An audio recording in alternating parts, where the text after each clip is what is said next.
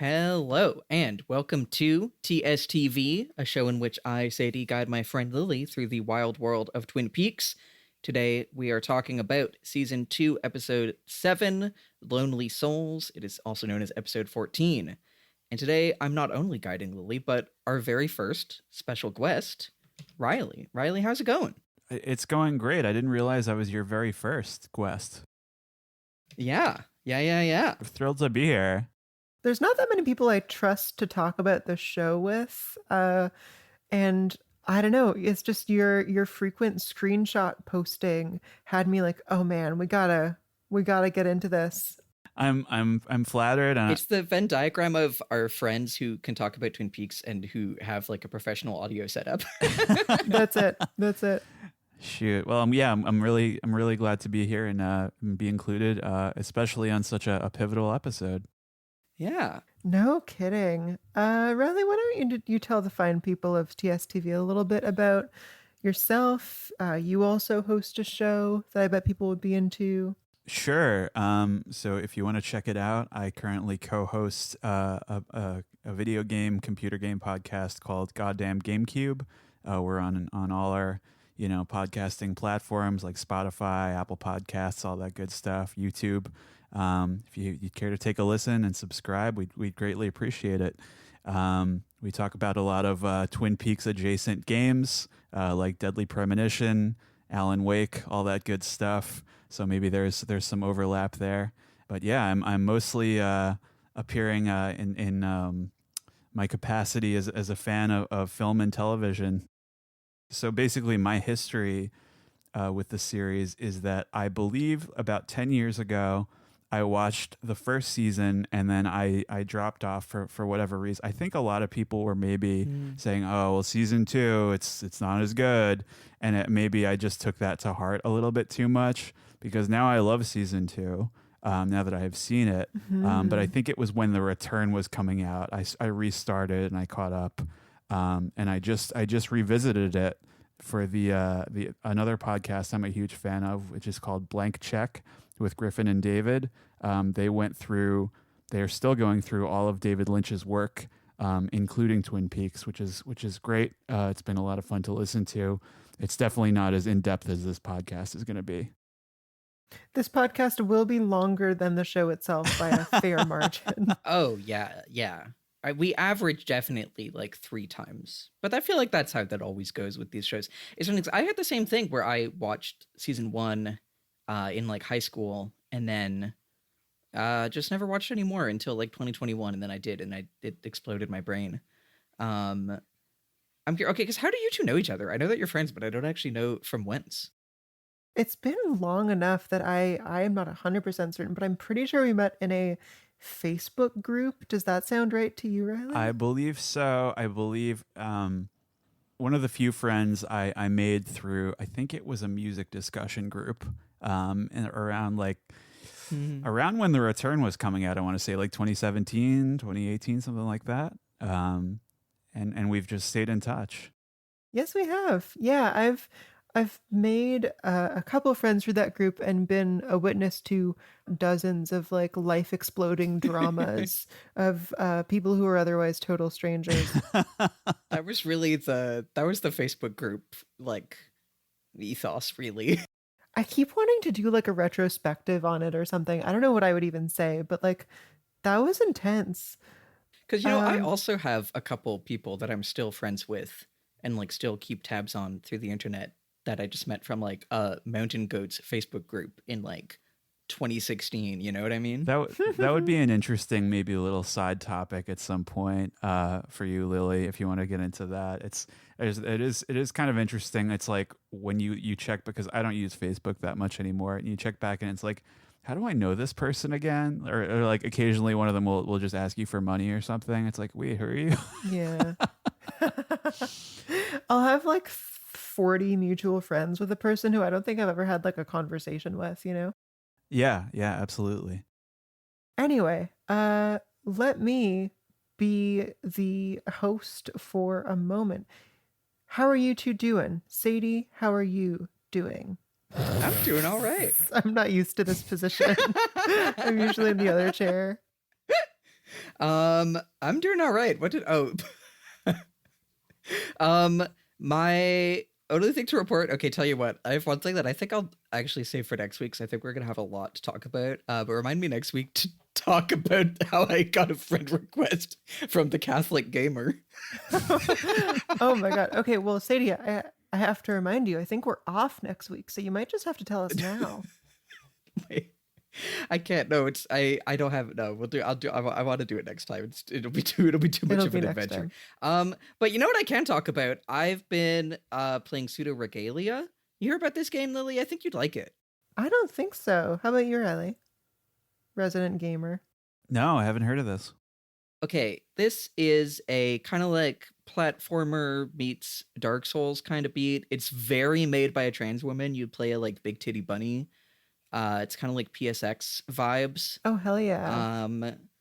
It's like, see, it says it's just like 5 hours long, but I've been like just having a really good time in it. And I think it is the kind of game that you would really like, Lily, in terms of a like transgender and like obtuse, but really beautifully so little jumping around and dodging and jumping and hitting game. Hell yeah. That does sound cool. It was like $8. Oh, love it. Okay, maybe I'll buy it. I have to do 1,000 times resist first. I need to get that out of the way. I've made a promise to a couple people. Riley, how you doing? What's new in your world? Oh, not a whole lot. Like I said, glad to be here. While we're talking about games, might be cool to mention on Friday. Have you folks heard of the game Journey? Yeah. Yes. Yeah, from I think 2012. I'm going to an event at the Brooklyn Academy of Music, where the original composer is going to be conducting an orchestra in front of live footage of that game, and I'm very excited for that. That's my big thing this week, I think. Besides this, of course. That's fun. I love that. That's a great event concept. Damn. The score was the real like takeaway from that game for me. It was really, I think, glued the whole experience together. So I'm looking forward to that for sure.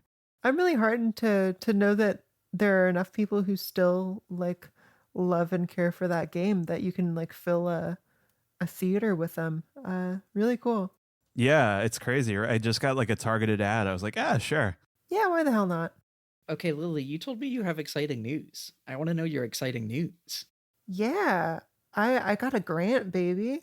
Oh, hell yeah. Yo, fuck yeah. Oh my Yeah. God, that's fucking sick. What's the grant? It's a grant from the Vlog Brothers. Oh my God. Yeah, for real, dude. Oh my God. Wow. Yeah. I assume they have a oh yeah, no, you say the things.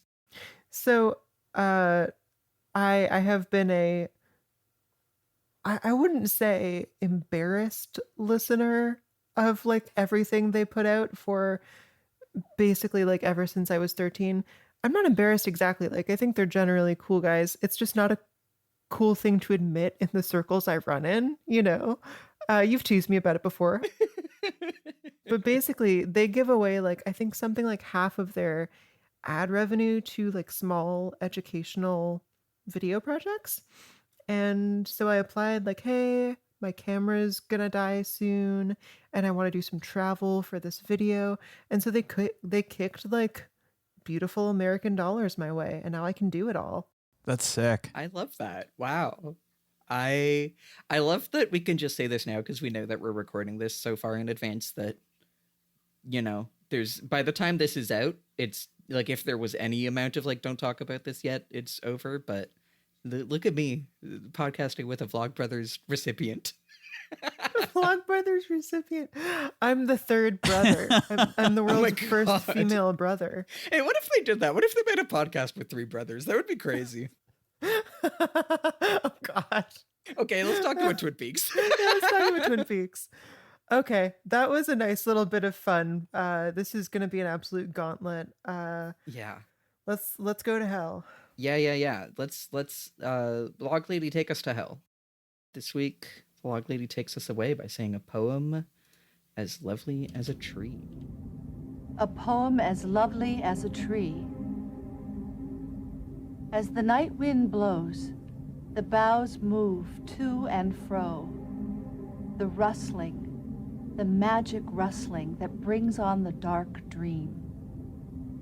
The dream of suffering and pain. Pain for the victim, pain for the inflictor of pain. A circle of pain, a circle of suffering. Woe to the ones who behold the pale horse.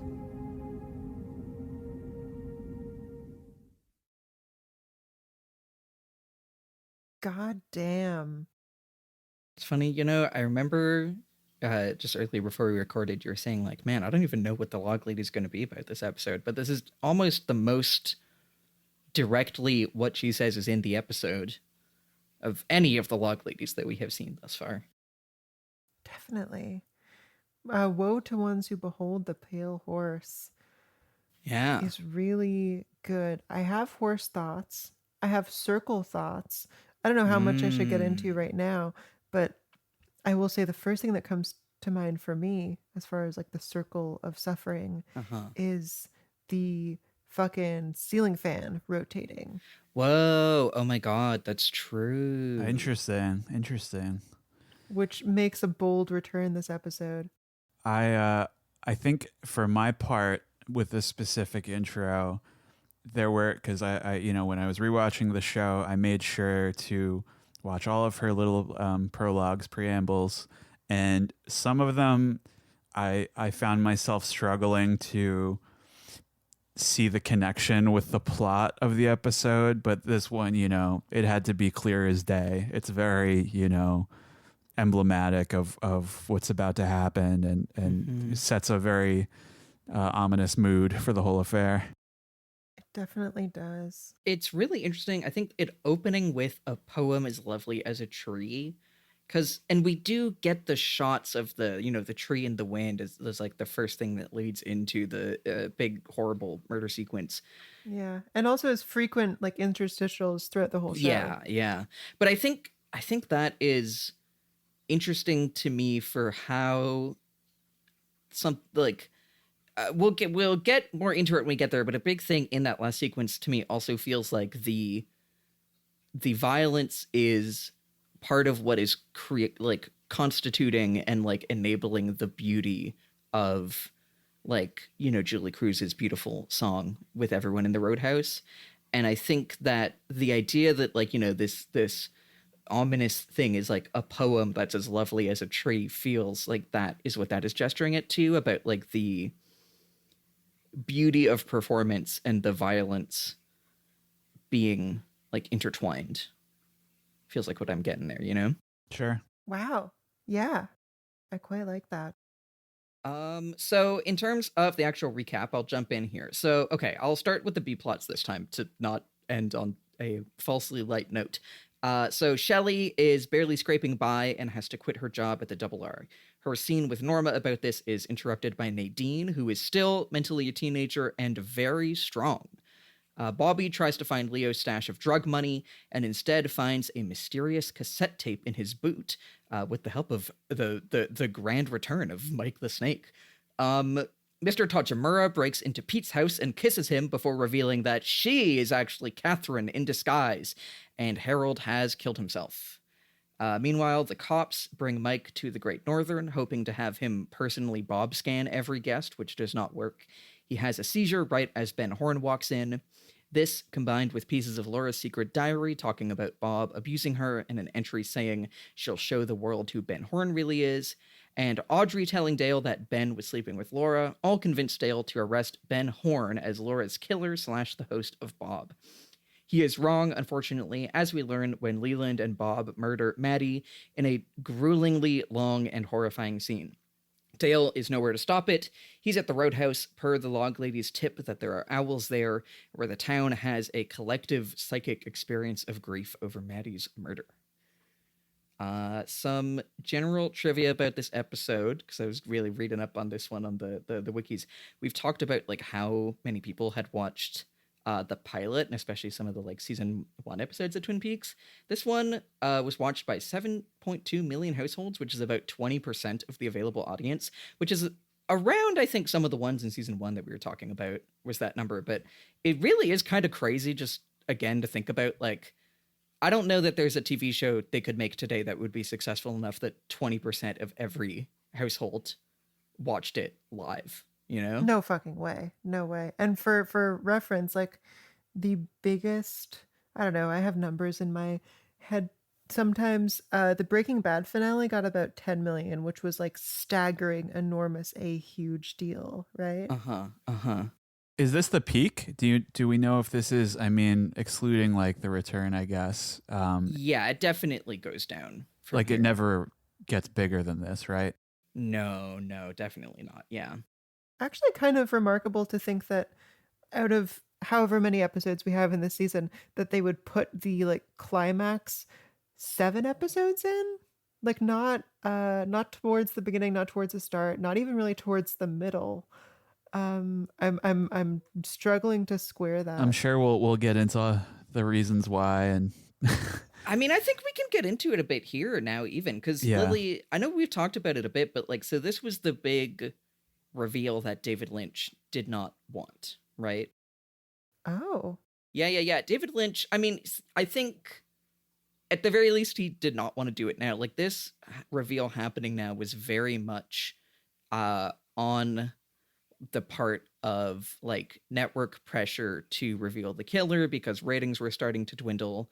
And, you know, like Twin Peaks was, you know, as these numbers show, like very mainstream, like had a lot of mainstream success. And there was a lot of like, yeah, we want to know who the killer is. We don't want, you know, like David, like we've talked about David Lynch's kind of vision for the show was like, we have this murder as a reason to get into it. And then it just kind of like loses itself in being a soap opera that's like occasionally punctuated by like horror and mystery, you know? There's let's see, I have a quote here from David Lynch talking about he loved The Fugitive, which is a 1960s show which featured an ongoing search for a one-armed man. He says, you know, each week, you know, they never hardly ever dealt with that. And that's the beautiful thing. You keep wondering, when will he find this guy and set everything straight? But then you knew it would be the end. But yeah, so like David Lynch, this is, a lot of people would say, kind of the turning point of season 2. And I'm curious to hear, I maybe we'll do another check-in with you, Riley, later in season 2, because I've been telling Lily there's a chance that we also leave this being kind of season 2 defenders. But so the big thing is that after this, David Lynch is drastically less involved in season 2, in large part because he was very unhappy with having to reveal the killer at this point, which is kind of surprising given what a fucking good episode it is. And like, this is directed by David Lynch, and like, as far as a reveal that he didn't want, it is very, he really, you know, put his whole pussy in it. He really did. yes. I'm reminded a little bit of the ending of BoJack Horseman, which was similarly like just studio meddling, kind of messed up the direction for that show. So the final season had to be like very condensed, like 3 seasons of shit happened in it.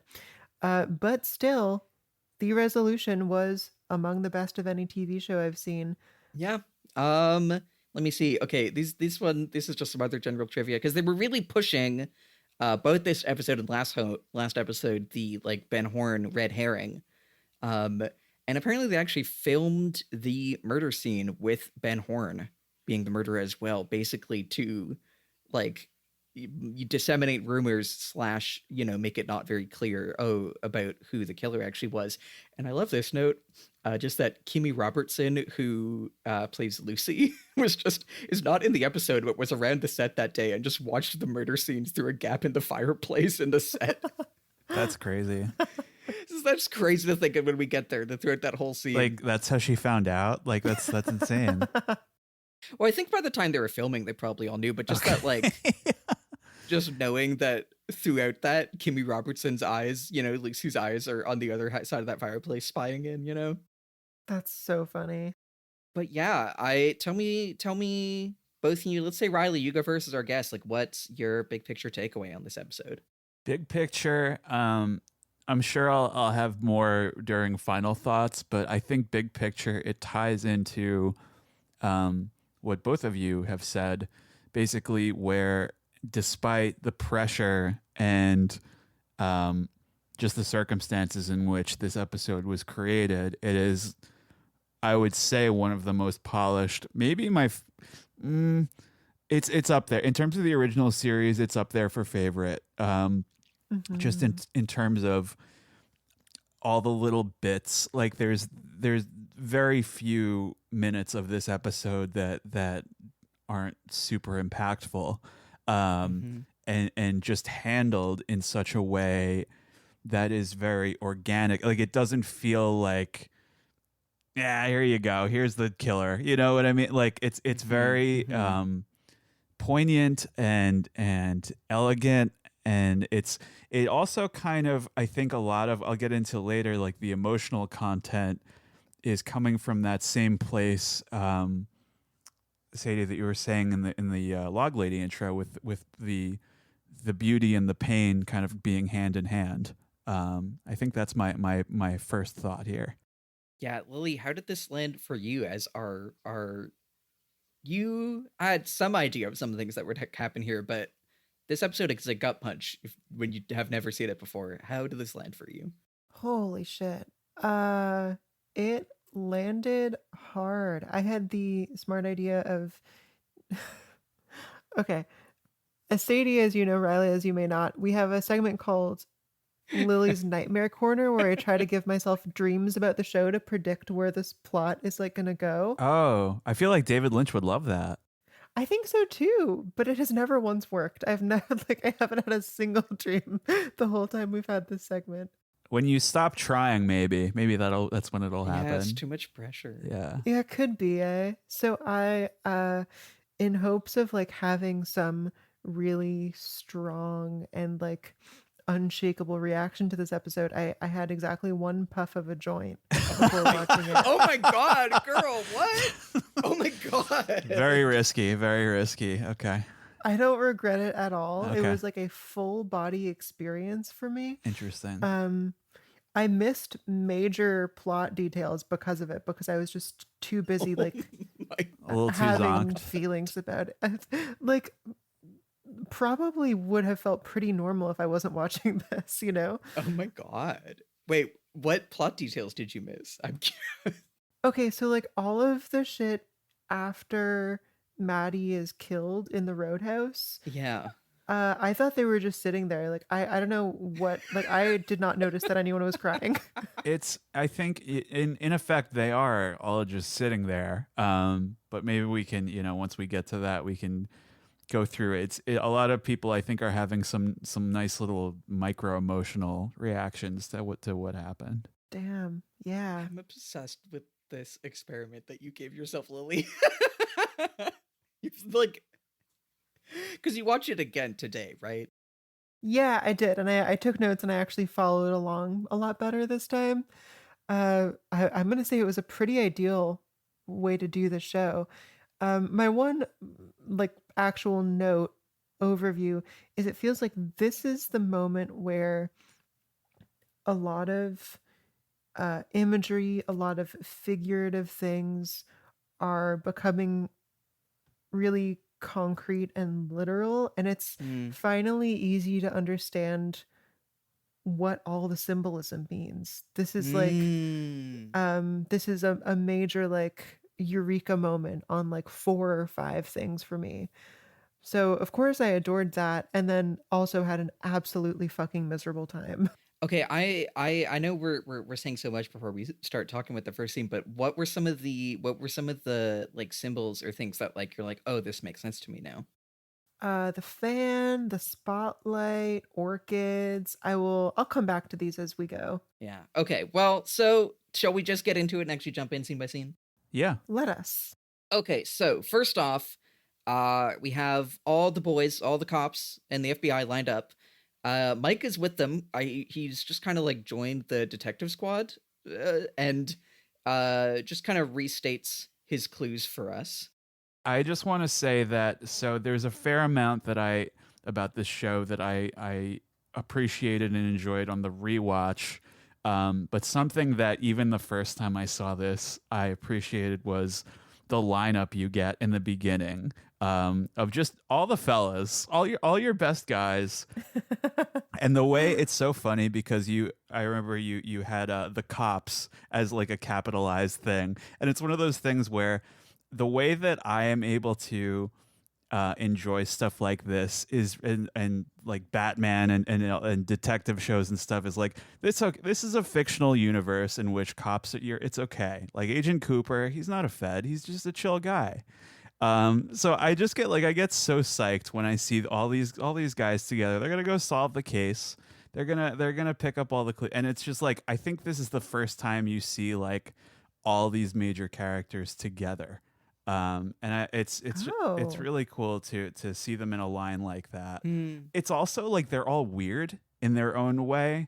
Like Cooper's weird, Gordon's weird, Mike is weird, and they're not like they're all existing in a distinct way. It's interesting. It's funny. I feel like my read on like how to read and the cops in this show is that like I think that the whole thing of like, oh yeah, they're in the world of like in the world of Twin Peaks, the police are helpful. Yeah, is part of it. But I do also think that is like, you know, one of my things that I always say about this show is that it's kind of like Dudes Rock. This is the source of the evil. Because I do also think that the way Cooper fails, like for instance in this episode, my read, and I don't even know if the show would agree with me, but my read on that is like a lot of that is because he's a Fed, you know? Yeah. Not to give anything further away, but I feel like something else I picked up on this time is that a lot of the actual detective work that has been done, at least up until this point, was for nothing. Like it didn't really, like it's kind of, we figured it out, but too late, you know? Shit. Are you a Disco Elysium enjoyer, Riley? Of course, yeah. Yeah, who isn't? Because that is also really feels so much Disco Elysium is like, you are a detective the whole time, and then it kind of was also for nothing, right? Which is great. That's true. And similarly, in that show, you sort of given a reason that it is okay to root for the cops in this world, right? Like they're not really like real world cops. Yeah, that comparison came to mind for me too. But yeah, in terms of the scene, is basically just kind of a in universe like last time on Twin Peaks. Mike says his clue again about how it's in the hotel. Gordon tells us that he has to leave to go to Bend, Oregon, which sounds like the prelude to a joke. He can bend my organ anytime. Exactly. Also, something I figured out. I mean, like at least this was my read on it. This time was when he says, like I'm off to Bend, Oregon. It really feels kind of like David Lynch himself saying, "All right, this is my stop. Like you guys are on your own." Definitely. Oh, that's so good. Oh, that is really good. Yeah, I love that. Lily, did you have any notes on this one? Yeah, my one last note. So this is, as the first scene, it is also one of the most carefree, even if the characters are feeling an urgency. But I want to say, like, there is already a little hint that things are going to go very heavy. A couple times in the show, there have been like moments of awkward silence that sort of become menacing and start to feel like places where evil can get in, you know, like the scene with James and Maddie and Donna like singing on the floor. Bob appears in like a moment of awkward silence. Yeah, this scene has a little bit of that towards the end. It really slows down. Gordon Cole just shakes everyone's hand and says bye, clinks the mugs, and it feels like, oh, this isn't how this show is paced. It's kind of interesting that before that point, like if you don't, you know, if I gave this box set to like my mom, and if she doesn't know, I really hope that wanting to be on this episode didn't spoil that it was so eventful for you, Lily. But like, because if you don't know anything about the show, I feel like this episode might just feel like any other right at the start, and then you sort of start to gradually realize this is going to be an important one. This makes sense. So honestly, you wanting to come on for this episode did make me think like, oh, this is going to be super pivotal. Okay. But in a good way. Like right. I got to anticipate it and get excited. Nice. Yeah. Any other notes on this scene? Yeah, no, take us to the lodge. Sure. So Mike in the body of Philip Gerard is at the Great Northern Hotel with Dale and co. And he is sort of just like looking around and letting them know none of these people are Bob. He's like scanning the room for Bob vibes. I love this scene because they're like just the way that they have him sitting there and bringing people to him. It's like he's a human metal detector. I thought there's certain, but like this is a really heavy episode, but certain moments like this are just really funny to me. Yeah, totally. And then when Ben starts walking down the hall, it's like he just goes haywire, right? Very intense in a way that like to be honest with you, until I read he has a seizure as Ben interrupts them in our little summary here, it hadn't occurred to me that the two were actually directly connected. There's a moment like that later too, which we'll get into, but it's hard to know. It's like, oh, okay, I see the connection here. Totally. I think for me, the thing is like they really have this, like they have a shot of Ben, walking down the hallway as the kind of like ominous low drone plays. That really felt like another instance of like the first half of this episode really playing up like, hello, Ben Horne, alert. And it's funny, I was gonna press more on that last episode, Lily, because last episode really like all the like Ben with Audrey, there were so many things last episode that really felt like the show was like trying really hard to signal Ben Horne is the killer, which now is an obvious red herring, but it really is doing that. True. You've you've left out one of the important details of the scene, which is that there's always some bullshit going on at the Great Northern. There's a bunch of sailors.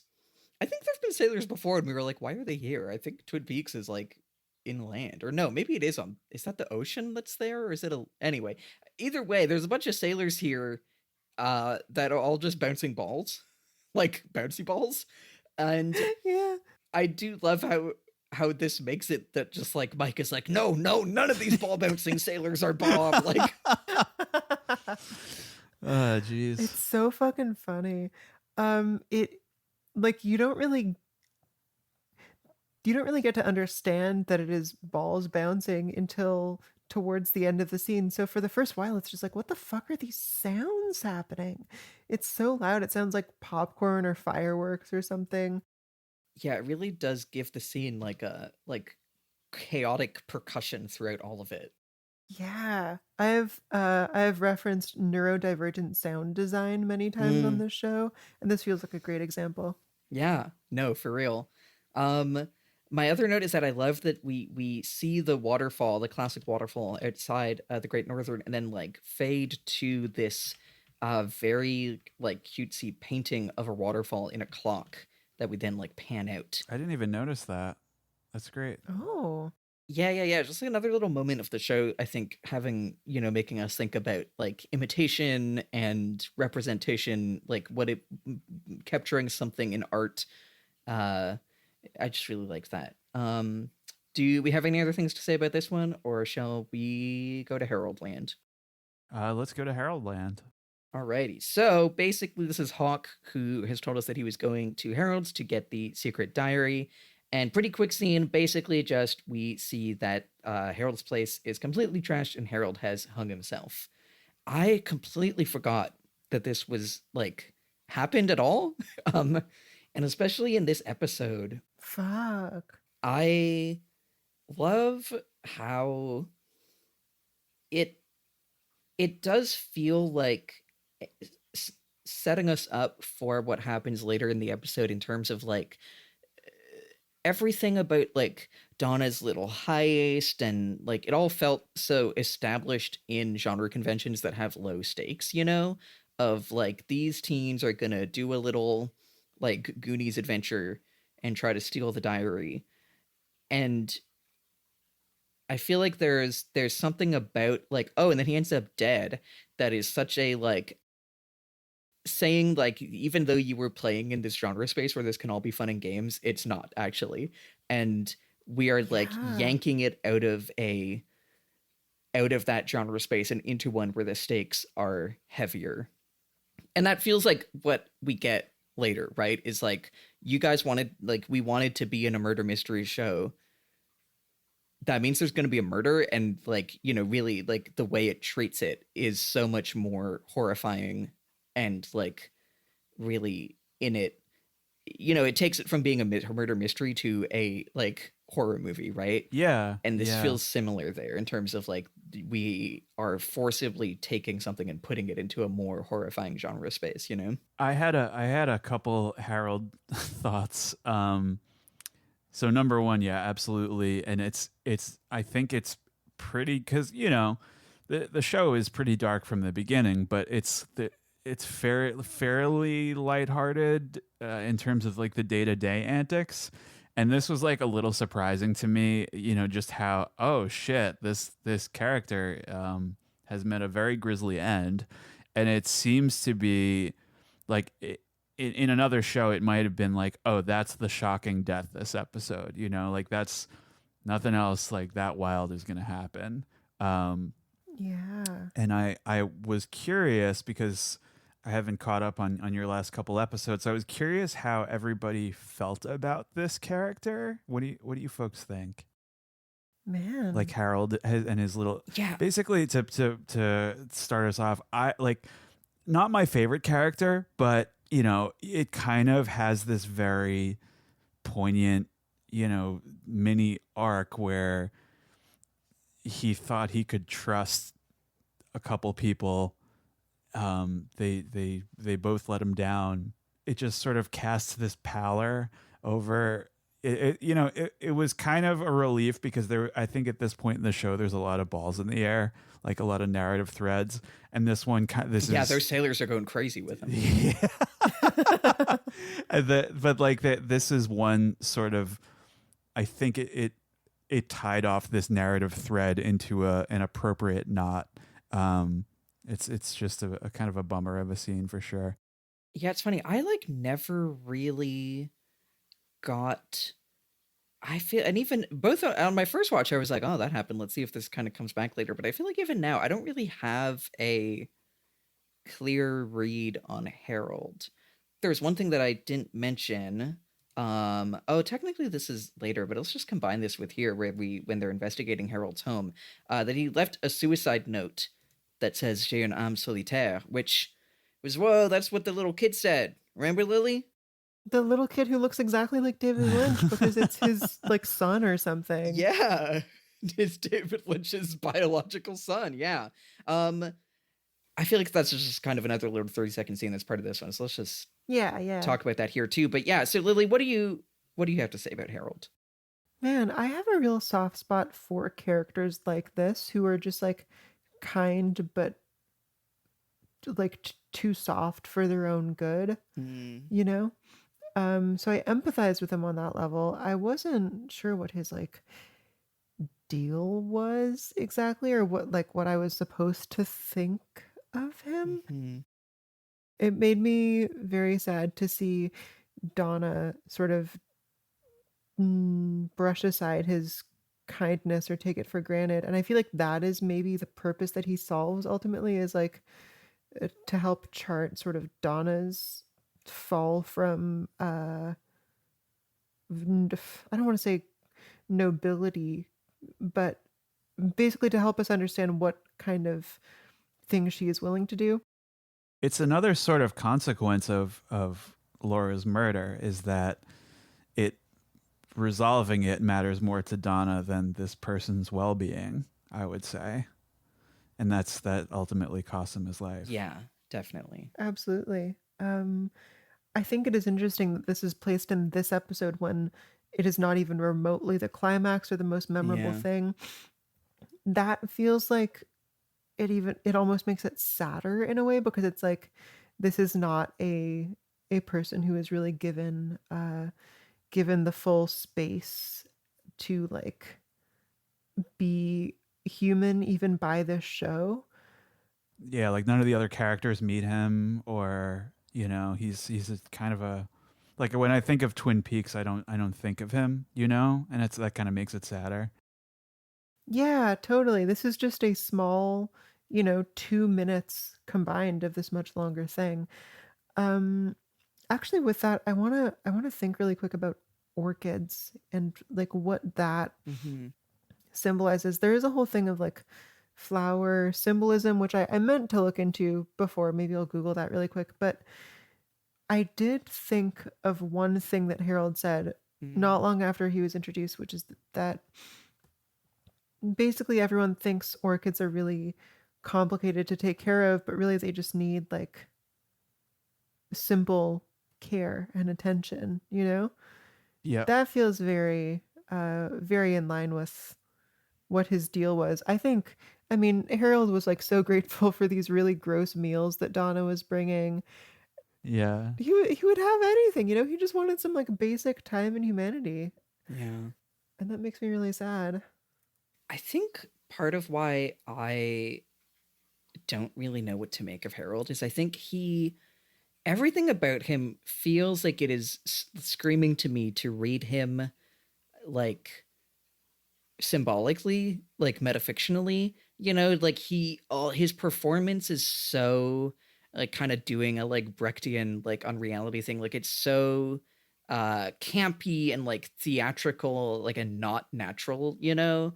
And he is so like the guy who is within the town but never interacts with it and only wants to make a living novel of their stories as they come in. And it like feels like it's supposed to be a puzzle piece of like some grand kind of like Twin Peaks like analysis of like audience and stories and like to touch a story but not. But I don't really know how it comes together. I think he's like, as far as like how I feel about like analyzing Twin Peaks in that way, in that kind of like grand like let's think about art and consuming and making it. He feels like I'm trying to put a square thing in a round hole with him a little bit, you know? Sure. Okay, well here's one read that I don't think is necessarily true, but it's worth thinking about. If Gordon Cole like saying bye was David Lynch saying bye, could Harold's death also be like David Lynch being like, well, the writer analog is gone now because I'm leaving the show, so there's nothing else for me to do, you know? That's fun. I think if I have one sort of final thought on Harold, it's also interesting that I believe the actor who portrayed him was gay. And like for the time, I feel like it is a very of its moment, sort of bringing that vulnerability to the role. Just that archetype of what was on mainstream TV at the time. Obviously, the character is straight. In some ways infatuated with Laura and Donna, but just and the Jeune homme solitaire, feeding into the title of the episode, I am a lonely soul. And it's very, in some ways, like it's not a very consequential scene, but it's almost like the thesis statement of the episode in that way. Yeah. Whoa. Yeah. And God, it is kind of okay. Also, like, it's the thing where his suicide note says like Jeune homme solitaire, and it's like, oh yeah, that's what the spirit said. The kid said that means that kid must have like be a spirit and have some kind of like supernatural, knowledge and capacity, whatever. But it's also like, why did he? What does that mean? Like in character psychology, you know what I mean? The little kid? No, like Harold. Like as far as a suicide note, you know what I mean? It might just be like on its face, like he's alone. Yeah. Like where did he get that phrase is an interesting question though. Like, and I can't remember if because the little boy was his neighbor, right? Yeah. So maybe there's some connection there, but I didn't piece that together this time. Anyway, do we have any further Harold thoughts, or do we want to get to the Palmer house? I'm good to get to the Palmer house. Same. All right, take us away. Cool. Okay. So this is a oneer. This is one long shot of a camera tracking across the Palmer living room, across lots of pictures of Laura, some art, some pictures of the family, as Maddie wishes Leland and Sarah good morning, sits down with them on the couch and says that it is time for her to go back home to Missoula, Montana. Leland is super good with this. He's like, sad but understands you have your own life. You should go back to it. Sarah is a little bit shocked, but also ultimately supportive. But not that this doesn't matter, but it sort of takes a backseat to what is like going on with like the filmmaking stuff here, right? Definitely. So the elephant in the room here is The Wonderful World by Louis Armstrong needle drop. I have thoughts, but first, what do you guys think of the use of the song here?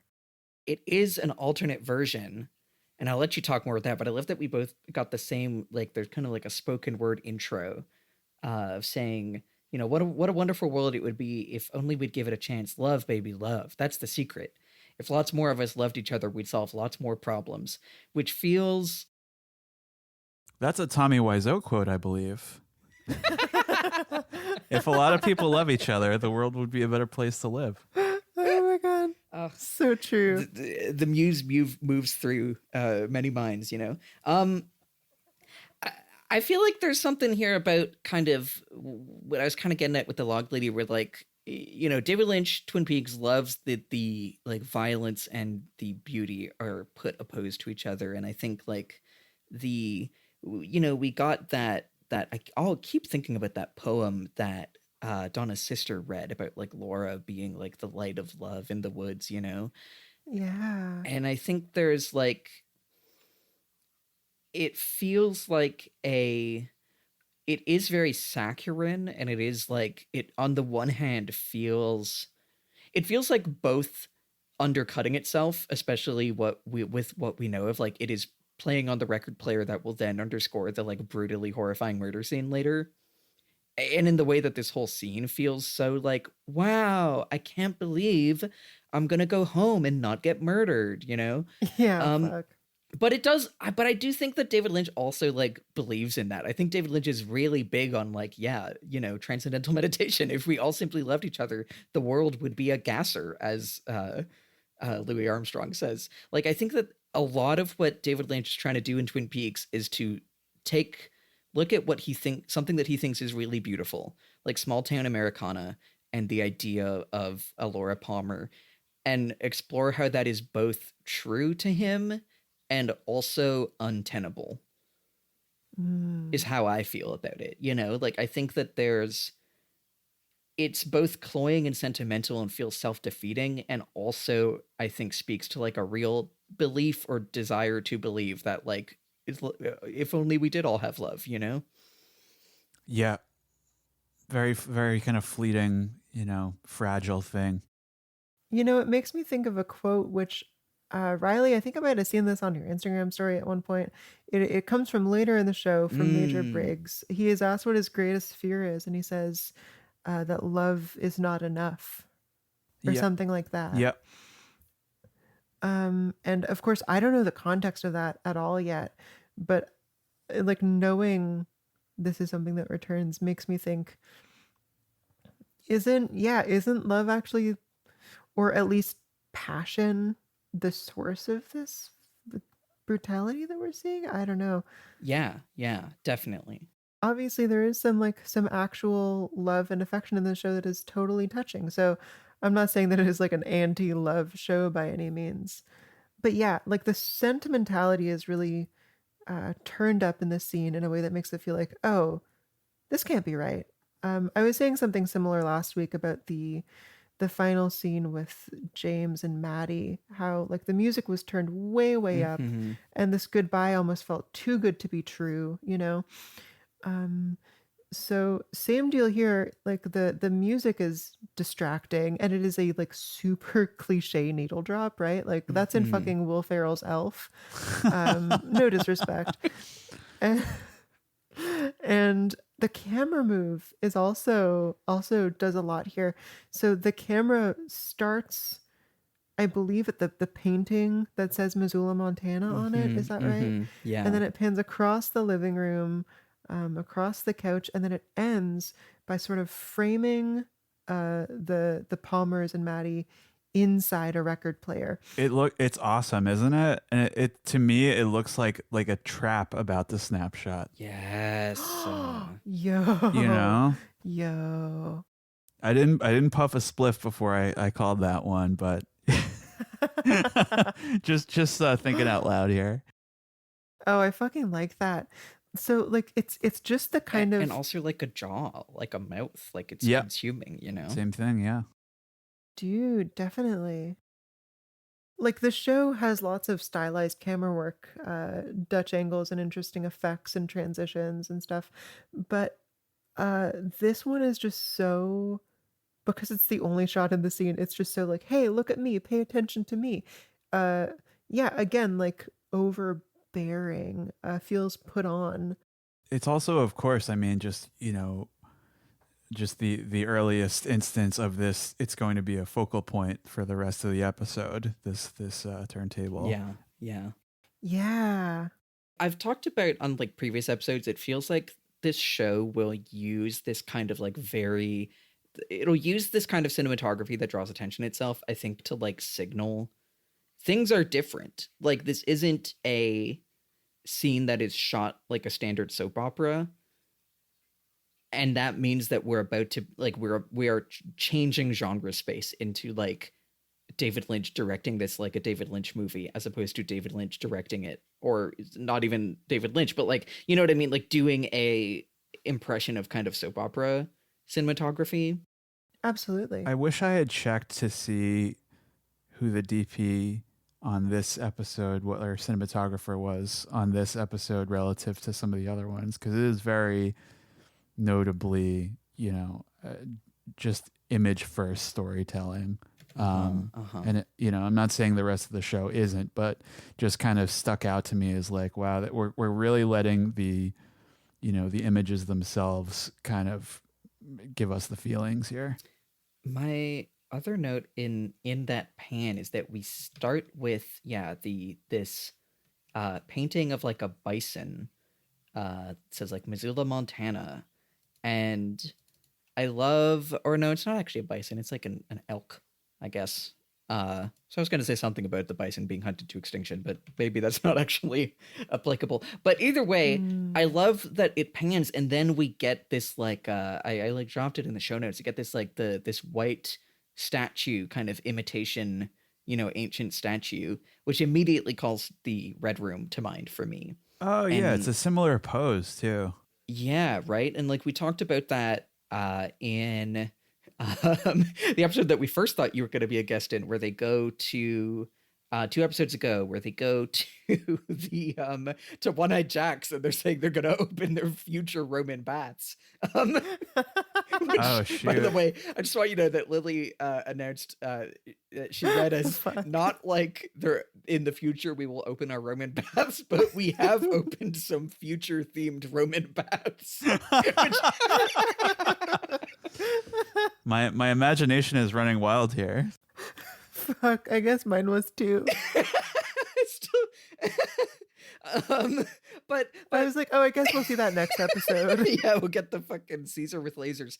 But point being, that was done to kind of give One-Eyed Jacks the red curtains and these statues, and there's a sense that the Red Room and this kind of world of spirits and demons is like creeping more and more into the world of Twin Peaks, is kind of how that feels to me.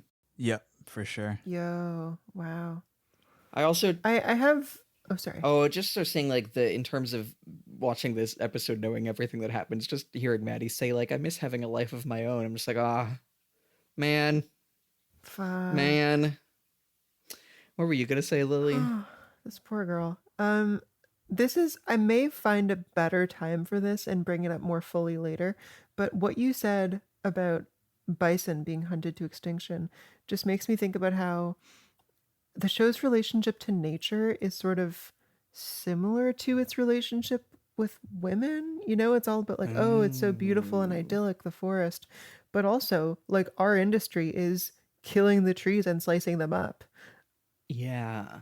This is how I think about as Canadians, our relationship to nature too. Like, yeah, look at our beautiful parks and all this. And like, like burn an entire tank of gas getting there. And I also think that the way that the show talks about nature is like beautiful, but also like mysterious and dangerous and kind of fundamentally unknowable is basically how the show talks about like Josie and to like slightly lesser degree Laura, I think it's also, and this is kind of a connection which was made a little bit more explicit by that other podcast I mentioned, Blank Check, where they are talking a lot about how frequently it seems to crop up that essentially America is like in entirety is built on a Native American burial ground, and how frequently this sort of violence is sort of baked into the soil, and how frequently it crops up with Hawk spirituality, or like the way the Great Northern looks, and what the sawmill is doing to the land, and the endangered weasel or whatever. You'll get into that later, but Sure will. Endangered weasel? it's a little non-spoilery tease for future episodes. Okay. It's all sort of connected, I think, to this. It's maybe a little bit more purposeful than I thought. Just upon further reflection, I think it's definitely part of it. Would have made the bison thing even more impactful too. Yeah. Let's see. That's all I have on this one. Shall we do any other thoughts?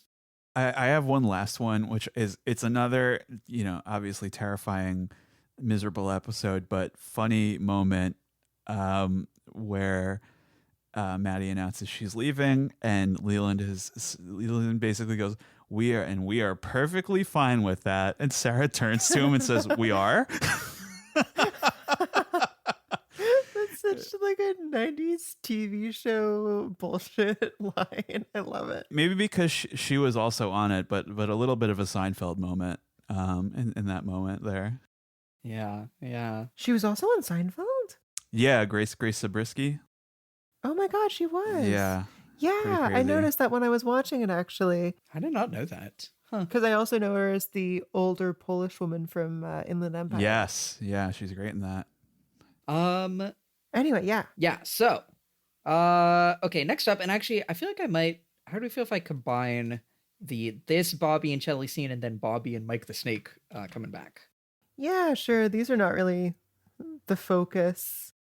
So, basically, continuation from last episode where Bobby and Shelly are not actually getting $200,000 a year in disability money. At the end of the, basically, going through, Bobby's really bad at math, but they have $42 left over after all their bills. Shelly's pretty unhappy with this. She tries to get Bobby to return a necklace that he bought her. Bobby's trying to be like, oh man, can't we sell Leo's truck? And she's like, dude, the police impounded it, which is actually very interesting in terms of, again, just thinking about the show's relationship to the police. I think it is something that, like, as much as we're like, yeah, the police in Twin Peaks are nice boys, they live in the like Brooklyn Nine-Nine universe, they are still like, yeah, we're impounding your truck, it's for our funds, Even though you're not suspected of or being accused of a crime. Yeah. But Bobby's saying, like, Leo's got money, at which point he exclaims, like, he's risen like Frankenstein, just like a shout, and then new shoes, which Bobby in Dale Cooper fashion is like, oh, this is a clue. Go get some shoes. Go get some of Leo's shoes. There's going to be something in them. And this is paid off later back where Bobby comes back with Mike the Snake. Who we have not seen on the show since like episode 3, but is back to show Bobby how to actually search Leo's boots for items. Because I love it, like, Bobby's like, what, you think I didn't check these out?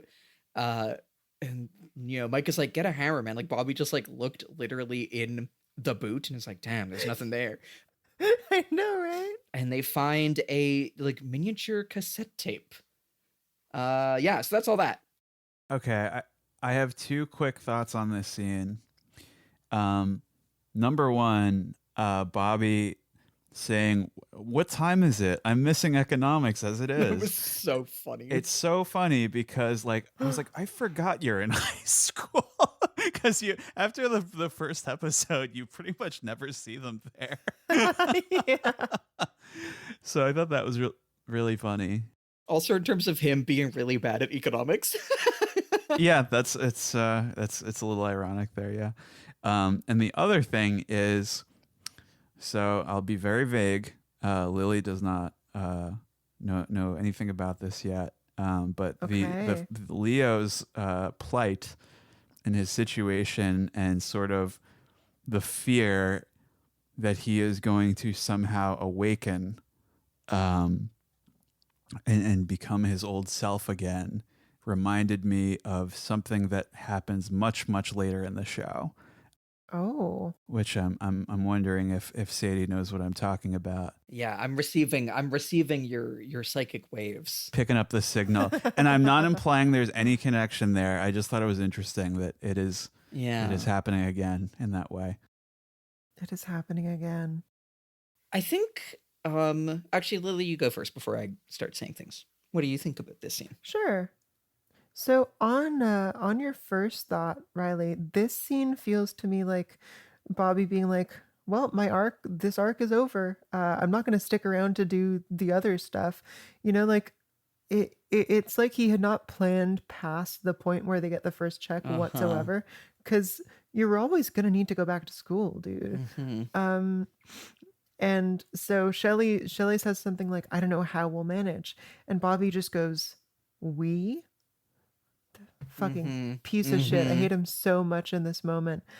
Just like, yeah, you're on your own, lady. Just like a bit of a rug pull that he doesn't fully commit to, but letting us know like, okay, the little romantic fantasy of them getting away with a crime together is over. It's really like there is between all these, there's everybody's cheating on everybody in this show to begin with, and it's like it's not like Bobby was cheating on Laura with Shelly because he loved her. It's very like there's no loyalty to anybody. Like they're all just kind of in it for themselves. Man, Dana Ashbrook is so good at like in playing Bobby at being like so affecting and like you really feel for him in one episode and then like or just in one scene and then just completely I want to punch you in the face the next. Dude, totally. I was really getting to like him more than I wanted to by the last episode. Like even his silly antics were, I don't know, like mostly endearing. But this is you're still an asshole, Bobby, and I don't know where this is going. I hope you at least kill Leo on your way out.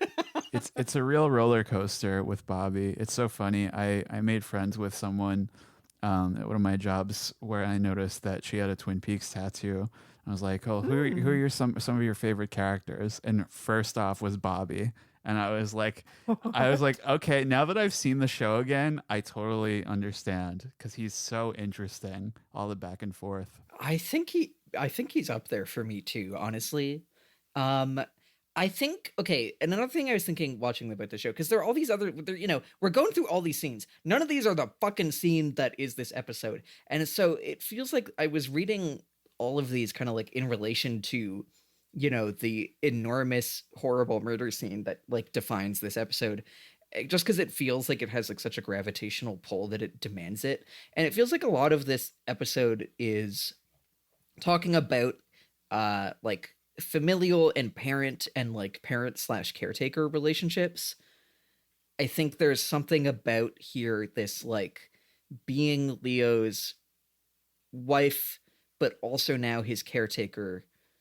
In this is like the ongoing thing, but I think like I'll like keep flagging it every time I thought about it, but I think in terms of like the Leland reveal feels charged in that way. Like there's kind of a lot of this episode is like ways that caretaker roles are like perverted and like turned into like a cruel parody of themselves. is what is part of how I think Leo's plotline lands in this episode in particular. It does feel like even if this is perhaps the least related to everything else that's going on, it does have that intentionality to it. And I think that's something that I would say defines what I would call my favorite episodes of TV are the ones that are so focused. Like I'd say like, later in season 2, this is definitely more prevalent, even some in season 1, where the episode is a collection of scenes of things that happen. And this feels like a very focused, deliberate package of an episode. Yeah. I completely agree. And I was saying this about the last one too. I don't remember exactly what I was saying it is like about. I think the idea being like, and people who've listened to these back to back might be able to correct me, like the shout failure into to your break phone. cycles. Use your psychic powers. The failure to break cycles. And now this one being like, what happens when we fail to break cycles, perhaps. Yeah. I'm with you. Definitely compared to even some very solid episodes did feel like, okay, we're advancing this plot line 10%. Now we're advancing this one 10%. There were no motifs, Yep. My only other note of this one is I love Bobby's delivery when he comes back with Mike and Leo kind of like spits on him and he's kind of like, quit spitting, man. It's just like, he's just really like, come on, dude, don't do that. It's like so funny. Not cool, buddy. I love that. Should I take the next one? Hell yeah. Okay. Oh, wow. I give myself my favorite scenes for the most part, but they're not necessarily going to be easy to retell. So this is Audrey and Ben, her father, in Ben's office at the hotel, basically making all of the euphemism from last episode plain as day. She says, like, Dad, I know about One-Eyed Jacks. I know about Blackie. I know that you own it. And do you remember Prudence in the white mask? That was me. So Ben realizes that he basically was very close to sexually assaulting his own daughter. If nothing else, the gravity of that does seem to do something to him. And from this point, he realizes the jig is up and he is just totally candid, I think. So Audrey asks a series of questions. Did you know Laura was working at One-Eyed Jacks? Did you sleep with her? Which we learned yes, although I think it was definitely hinted at early on in the show. And finally, did you kill her? Which we don't get a no for. We get a long pause. He puts his head in his hands and then he says, I loved her, which is not the opposite. Yeah. Definitely, again, the episode still kind of pointing us towards, like Dale, believing that, Actually, I'm curious, Lily. Okay, watching it, were you won over by the Ben Horne red herring? It instilled a little bit of doubt in my mind this episode and last. It's actually interesting. When I was making my predictions last week, that I didn't even I don't think Ben was anywhere in there, even though he is always at the Great Northern. I don't know. It didn't seem super plausible to me. Although, again, he is not the killer either. Like he has a lot of responsibility here. So I don't even feel like it is like a full-on red herring, because I do feel strongly that he had a lot to do with it, Yeah. I forgot. There's funny. This episode of my mind was so like, oh yeah, just one with the murder, and the reveal, and I like forgot about all these other little plot lines here. It is also kind of a crazy reveal that Ben Horne was like sleeping with Laura, and to have here the like, I loved her. Like, where is this coming from? First of all, God, it is so in character for Ben Horne to be the client who's like, I am completely in love with with like the sex worker that I've slept with. You know what I mean? And like I'm sure she loves me. You know, that's just like it feels so true for him to be that kind of guy. Totally. But like Very pathetic. it's such I'm that reveal was like so I think like, you know, we've had a lot of moments where it feels like the show, I mean, I'm thinking about Jacoby definitely. There's a lot of moments of where the show kind of has a feels uncertain about how much it is forgiving or agreeing with adult men that are like, well, I was in love with Laura Palmer because she was such a beautiful thing, you know? And, you know, I was like really struck by like, as he's saying that, we get like the Laura Palmer love theme, but then it does just like completely cut away when we cut to Audrey, like shaking her head basically at him. Oh. Yeah. It's like really like hamming out the theme, and then we like cut to Audrey right at the end, and we're back to like our you know kind of synthy ominous theme for a minute. You know, That's cool. I like that detail. how do either of you feel the show feels about Ben Horne in this moment? Basically, I have a lot of thoughts on this scene, actually. yeah. I would consider this to be, you know, upon revisiting it, one of my favorite scenes in the show. I think it is definitely one of the strongest acting performances in the show. Where, you know, like you say, the revelation that Audrey was the woman that he was trying to sleep with at One Eyed Jack's is like that's sort of what unzips him, and that he is like he can't hide anymore. Like he can't hide what kind of person he is to his daughter. And when she asks him if he slept with Laura, it takes him a while to respond. Like you can hear the gears turning. Like what do I say? You know, how do I, what kind of lie can I make up? And he just sort of accepts that it's futile, that his mask has completely slipped off, and he just admits yes.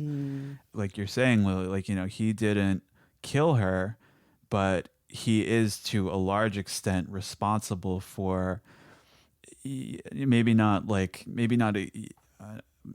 exactly the on ramp to what wound up happening to her, but he was an extremely disastrous force in her life. And the you know, I don't believe he's in the movie, but you see, you know, you'll see more of her life and the kind of where he led her by getting her into this business. And he harmed her irrevocably.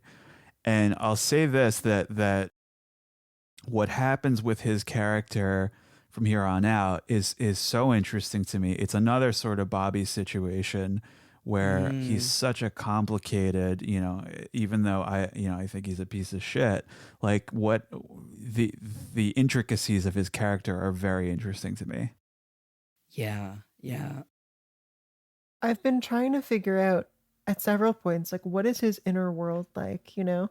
When he learns that his daughter is missing for the first time, or like that, I guess that she is being held captive at One Eyed Jack's, he has this big sort of freak out. And to me, it felt like, oh, fuck, I'm going to have to bring these guys money or whatever. Or like, oh man, my property is in danger. I kind of have gotten used to thinking of him as a total sociopath.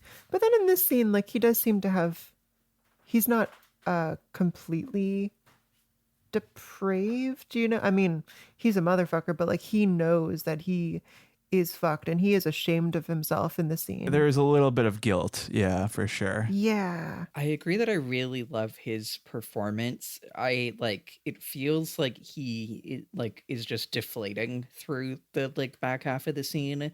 Like his little like yes of I slept with her feels like it is like leaking out of him.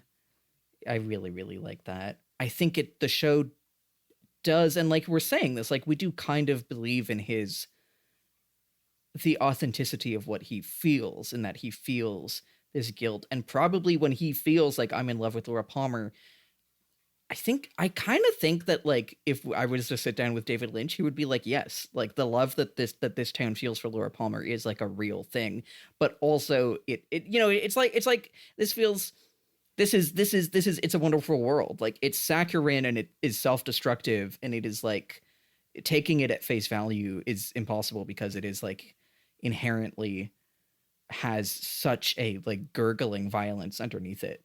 But it does also can't kind of keep saying like, don't you want to believe in it a little bit? And I kind of think that works a bit less on us and then you know what I mean, like a straight man in his like of David Lynch's age or whatever, you know what I mean? But I do think that it's there, you know. And both of us also as like certified America haters and people who have sort of deprogrammed ourselves from a lot of the like Yeah. the kitsch and nostalgia. My other note on this scene, a silly one, is we've seen so much of Femme Queen Audrey, but Audrey here in the flannel also serving. So Yeah. let it never be said that she cannot slay. If it is to be said, so it is. So it be. Should we move on? Yeah, let's move on. Okay. Continuation of Shelly's, my money isn't what it is, and also I have a full-time job of taking care of Leo, is she tells Norma that she has to quit. She is very upset about this. Norma is like, basically, you know, my note here is Twin Peaks imagines a fantastical reality in which working at a small business restaurant is a good job. And, you know, Norma is like very, you know, like, of course, you know, you can go and you can come back whenever. They're having this beautiful scene, which is interrupted like literally by the Nadine's like out theme as she clomps in the door with Ed going off about how she is gonna go back to high school, and has a big conversation with Norma and Shelly about this, in which Ed is kind of like, yeah, you've been working here for 6 months to play along. And you know, just to feels like we've had a lot of these scenes in a row where we check in on Nadine, and the thing is Nadine still thinks that she's in high school, and then the scene ends with her breaking something because she's too strong. And to be honest, she's just too strong. it is not like, it hasn't really developed it past that, but I do continue being a fan of it every time just because I fucking stan her so much. No, she's such a queen. She's such a queen.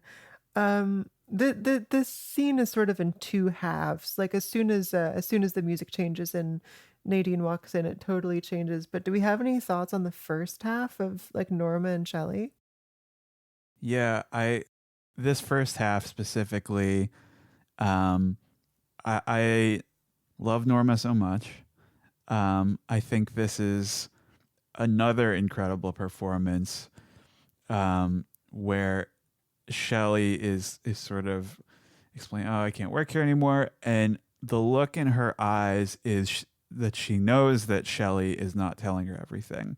But she's just so inherently compassionate that she says she understands and that she can come back anytime. And just because she cares about this person's well-being. And I was really moved by that. Yeah. No, I'm really touched by their relationship in general. I think like both being two very different extents the victims of these like men involved in crime and violence. Yeah. She almost feels like Christ-like in this scene or something. Yeah. Like she's just totally selfless, and almost there as like just because Shelly really needs some kindness or really needs a win right now. Yeah. Sadie, how about you? Yeah, I mean, I think this is definitely, like, we've talked about it. I think Norma's role in the show thus far is definitely, like, to be the, like, perfect mother figure, you know? Which I kind of is one of those things where I do kind of buy into a feminist critique that, like, you know, they could do some more with her character, but also she is really good at that. And every time that she does it and is on screen with Shelly and they're niceys to each other, I'm like, oh, yay, women. They're nice, they're friends, you know? So it does work. The spell does work on me in that sense, you know?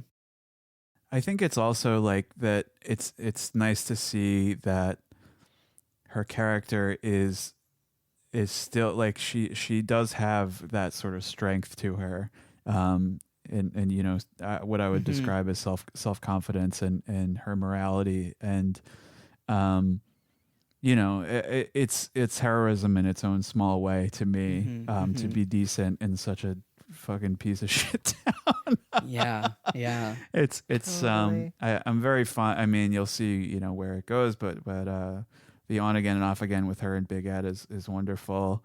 And my only thought about the transition is, you called it out, but it is so funny that this beautiful sort of a like 6/8 song is playing in the background when they're having this moment, and it is brutally interrupted by that So like funny. Stray Cats riff, this like rockabilly song Super tacky. that every time she shows up is so funny. Oh, I love how it's introduced. So Norma and Shelly are hugging, and you get like a real tight close up on the two of them. And then the music changes, but you don't know why it's happening yet. You just Yeah. know that there's a vibe shift. Which yeah, like genuinely for me was like pretty off-putting. I was like, oh no, what's gonna happen? But then my queen walked in and everything was fine.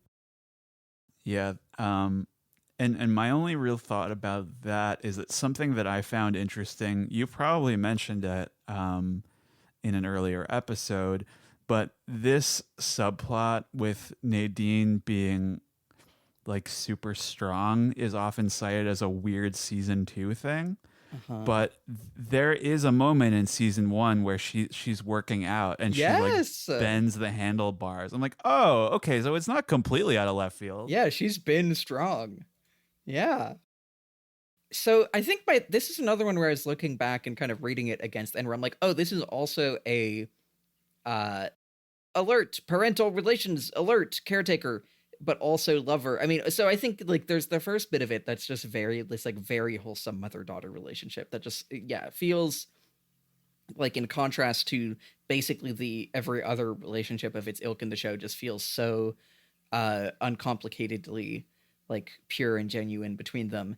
And I think, you know, I kind of want to examine like Nadine, because I think it feels very instinctual to me to just kind of be like, oh, Nadine's here, now it's time for one of these scenes. But I feel like there is kind of some like stuff going on in terms of like Ed is now being Nadine's lover, but also her caretaker. It does kind of, same with Leo and Shelly. It kind of does like have this like warped caretaker role, the kind of specter of incest, which, comes to a great head in this episode.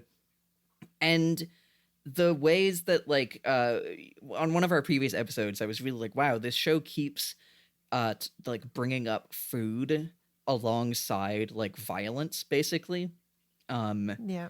Which, this is the, I'm now sending you psychic beams if this is an image that will like figure in Twin Peaks universe in ways. But like there's a lot of it at this point. And, I think even here there's like the whole thing where Nadine gets her sundae and then smashes it and then says to Eddie, let me pull up the things here that I had screenshotted. Says, "I'm so happy I could just kiss you to death," and then with her like bloodied hands grabs him for this like very forceful kiss, which really, for as goofy as it is like is the farce is like first as farce then as tragedy of the like Bob doing this to Maddie later, right? Completely. Yeah. So that's my notes on that. Dude, yeah. The kiss, like, it's funny because Nadine like really forcefully kisses Ed. He gives a look that is like almost some Jim Carrey, like really overplayed, like, whoa. Because we've just been in this moment of like genuinely like, oh, what the fuck is happening with Nadine? Like it does still hit and feel unsettling. It's not comic relief exactly, Mm-hmm. I also want to say that after Nadine squeezes the glass so hard that it breaks, Norma's first reaction is to reassure Ed there must have been a crack in the glass. which is funny. I don't know. Like it feels like it is addressing the emasculation of having a wife that is strong, and it's like reassuring Ed of his masculinity. Don't worry, she's not that strong. It's not that big a deal. Hello, TSTV enjoyers. Did you know you can go to tstv.show and give us $3? You will get every episode 2 weeks early, and also our bonus show, TSTV DVD, where we watch delicious movies. Most recently, we will have watched Eraserhead, David Lynch's first, maybe freakiest movie. We haven't actually, I mean, I've seen it, but when I'm recording this, we haven't seen it. But Eraserhead, crazy movie, you guys. And I bet you I'm putting money down now. We will have said really smart and funny things about it in the future. By the time you're listening to this, it'll be the future, so you'll be able to go check. And if we didn't say smart or funny things about it, your money back. So do it. Okay, bye. Okay, this is the point in the episode where I said we could do a Tales from the Log. Honestly, I wasn't sure how grim we would feel going through it, but we're in the fun scenes so far. Riley, did we tell you about our shtick of our new segment that we've invented, where we pick a character who wasn't in the episode and decide what they were up to off screen? Tales from the Log. Oh, that's a great idea. No, I haven't heard about this. Yeah, let's do. How are you feeling, Lily? Shall we? I'm so down. And Riley, I would love your help. This is like a collaborative storytelling thing. Let's think about which characters were not in here. You know what? I think I know who I want to do. I want to decide what Garland Briggs was up to. It's been a while, hasn't it? I miss that guy. And I feel like if anyone on the show was going to be up to some, like, you know, goofy shit of his own, and then like receive the like spiritual psychic emanation of horrible murder and like just kind of like start crying doing whatever he was doing, it's Garland Briggs, you know? What do we think Garland Briggs was up to? That's the thing about Garland Briggs, is that is the question on everyone's lips, like at all times, because he lives like such a, I mean, it only gets more interesting as the show goes on. It's like, one of my favorite scenes this time around was, you've seen it already, where he tells Cooper, he validates one of the Giant's clues about, I can't remember what specifically, but they get the message. The owls are not what they seem. Right. He describes it as, we have satellites aimed at deep space, distant galaxies. And what I find so compelling about that is because it aligns with my personal worldview, is how frequently deep space and the afterlife and other dimensions are sort of, they coalesce in this universe, and that it's all part of the same. I think you should leave the cosmic gumbo, you know, like it's all, it is not made explicitly clear what the Black Lodge is, or the Red Room, or anything related with the Giant. But it's so interesting to me that it's like, this message will come from far, far, far away. And it's you know, on a completely different level. And everything that he does in this show is so much more interesting in that light, that he is somewhat cognizant of what's happening behind the curtain. Ooh, I totally had not considered him in that light. I just thought he was like a spiritual white boy. Is that too? I will let you know, by the way, is that I forget if I mentioned this to you when we were on call previously, but one of the very few spoilers that Lily does know is that I accidentally screen shared for a brief moment the Twin Peaks wiki page for Garland Briggs, whose image for him is just his head in space. So, and you know what's funny? I started keeping track of this. This will be in the notes from now on, because as of right now, Lily knows 2 things about the future. 1, a weasel. 2, Garland Briggs' head will be in space. So, with that in mind, just a small tip of the iceberg there. Don't fret. Yeah. Oh yeah. What's like? Does Garland Briggs have like a hobby that gets interrupted if he like senses the murder? Like, what do we think is like the weird, like something like making miniature trains but more spiritual white boy coded, you know? I was thinking knitting. Oh, he would. You know, just something very gentle. You can diligently work at. Very gentle, but yeah, also very sturdy. Like he would need to like knit like only blue and black or something. Or I could also see him quilting. Quilting, Yeah. yeah, for sure. Yeah, I love. Yeah, he's making his like, I don't know, his quilt for like the annual harvest, whatever. I love this. He's sitting in his chair. He knows something's up. He's looking out the window as he knits. What if when the psychic beam goes out, he just sort of continues doing his quilting or knitting and then looks down to realize that he has put some meaningful message into it, you know? That's great. Love it. Yeah, he's like, whoa, I put a clue. Okay, love it. That's what Garland brings us up to. Okay, this concludes another segment of Tales from the Log. Alrighty, so next up is a Coop scene. Coop is kind of going through the diary, Laura Palmer's secret diary, or what remains of it, as it was kind of torn up by Harold in his frenzy. But basically finds there are repeated references to Bob, with talking about routine abuse and molestation. He's referred to as a friend of her father's, and there's one particular entry where she's saying, "One day I will tell the world all about Ben Horne and what Ben Horne really is." Right at that moment, Audrey comes in to announce what she's learned, basically that Ben was sleeping with Laura and that he owns One-Eyed Jacks. Cooper, you know, not unreasonably, kind of puts two and two together, remembers Mike, you know, fainting earlier and vaguely pointing either towards Ben Horne or just kind of pointing when Ben Horne enters. This is him kind of going, oh my god, without chemicals he points. This is what it means. Which, in one sense, he's being given a lot of clues that would lead to this, but it's also kind of a very interesting to me as like a failure of his kind of intuitive, investigative style. But then he makes what I think is an even worse mistake, where if he is like, oh my god, Ben Horne is my main suspect as, you know, the killer Bob, he's like, okay, Audrey, don't say anything about this to anyone. Go home. Girl, what? Nuts. And then basically just says, Harry, we're going to get a warrant to arrest Ben Horne.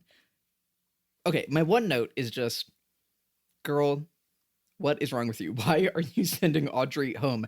I know it's just like a line that comes and goes, and like maybe I'm doing cinema sins, but I'm also like, you know, you speculated last episode, Lily, that maybe they would like use Maddie as like a bait for Bob, and kind of, and this feels on a similar level of like just like disregard for the safety of these young women, that if you think Ben Horne is the like, you know, horrible killer Bob, why would you send Audrey home? Because you have to do the normal process.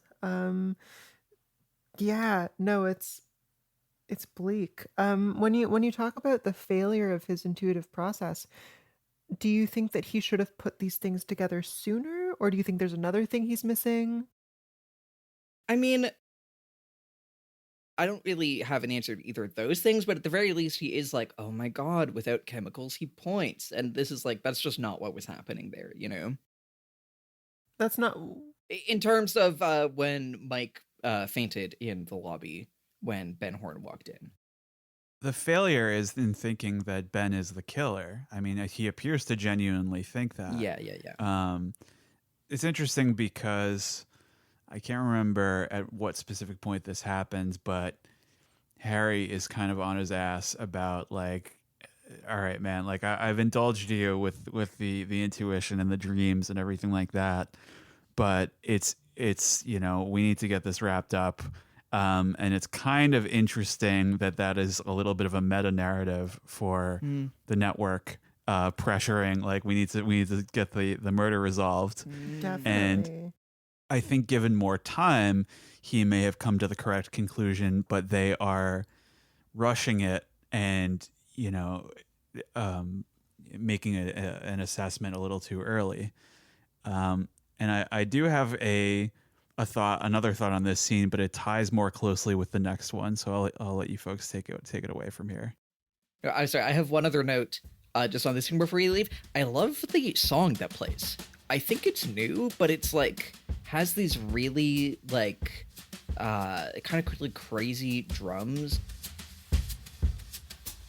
Then when Audrey comes in, check it. There's these like super low, like it's like a standing double bass or something, and it's like completely like atonal and just like I don't know. It's just a really cool song. So that's my other note about the scene. Nice. Yeah, we'll put that in. Yeah, but anyway, yeah, take us away. Yeah. Okay, next up we've got Ben Horne and Mr. Tojamura in Ben's office being like, all right, we're all good to keep going on our business deal, which I still don't understand what it is, but I don't think I'm going to need to figure it out because at the very moment where Tojamura hands over the contract, our good boys who ACAB does not include barge in, and they're like, you're gonna have to come with us, man. Ben is a totally petulant little child about it. He basically refuses to go with them, and he forces them to say like, okay, we are arresting you because we think you might have murdered Laura Palmer. He tries to just like fuck off. He just tries to leave. They arrest him in a humiliating way. He's screaming, no, no, no. And that's the scene. They take him away, boys. Once again, as with every time this happens, I do just have to open with saying, Twin Peaks, stop. And now we know that it's Catherine who is in disguise as Tojamura. Stop doing the racist accent. I hate it. Go away. Please. God, no, it is really terrible. That said, I do think, and I can just say this now because I, again, even forgot that this was the episode where that gets revealed, but to know that Catherine is here doing whatever her fucking scheme is and seeing Ben get arrested and just being like man standing emoji through it all is pretty funny. Just like, you know. And I love that she like almost immediately goes and is like, it's me for real. I'm Catherine. Like this is what she was waiting for. She's like, oh, well, now I'm good. Uh-huh. Riley, you had a thought on the scene. Yes, actually now a few that you folks have been talking a little bit about it. I will say that I can't believe the Mr. Tojamura reveal happens this episode amidst everything else going on. Oh my God. I've been saving it for when we get there, but it is fucking crazy. It's insane, and it's odd because it is very offensive, but it's also like I feel like Always Sunny would have made this clearer, like that the character is in the wrong here specifically as well. Like, and I'm not really sure what I mean, I know it's supposed to be a surprise, like who it is and how all this plays out, but really bizarre subplot.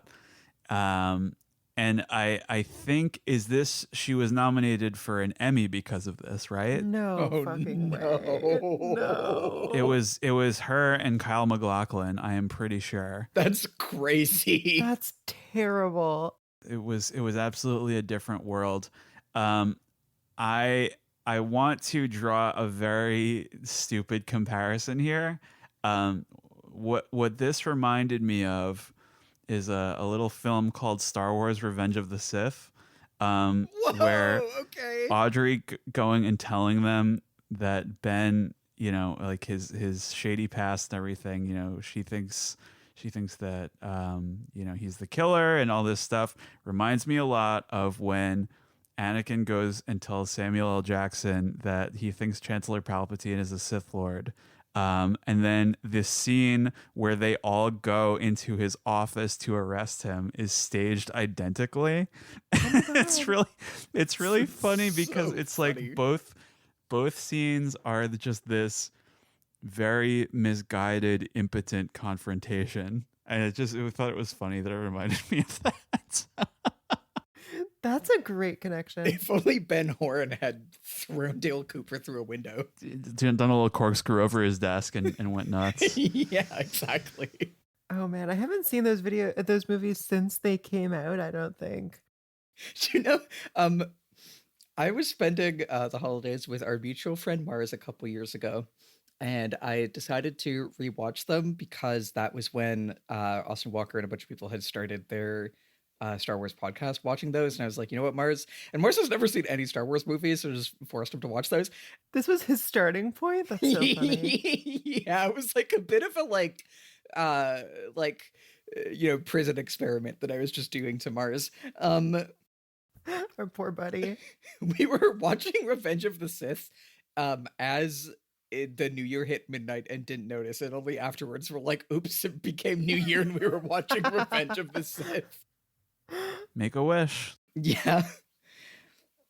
I love here when, like, yeah, as you say, like, Ben tries to get away. He says, I'm gonna go out for a sandwich, is like real, like, American Psycho, I have to return some videotapes type beat, you know? Yes, absolutely. Is very funny, but also, again, there's like a little bit of, I think, because, okay, do you have like do you have thoughts on this scene, Lily, more before I pose a question to you? I pretty much don't, so you go ahead.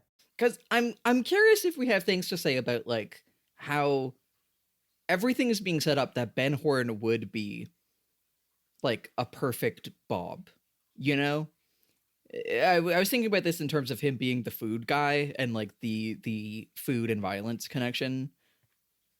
But like, I don't know. I think there's like, and we've been talking about it, but I think it is interesting for them to really lead into this red herring and for Ben Horne to like be such a perfect candidate for this. And like, maybe, you know, I think the how I feel about it is just like it is telling you a lot about, you know, the town of Twin Peaks, that there's like multiple men that would be like in their general level of, you know, violence and willingness to sexually exploit young women are like, you know, perfect hosts for the evil demon of sexual violence, you know? But yeah, I don't know. I'm curious if either of you have any thoughts on like how much Ben is really like lined up to be Bob guy and how much it just makes sense for him. Well, thinking about it now, I think maybe one thing it does is sort of indicate there doesn't need to be an evil spirit haunting you for you to be this cruel and depraved.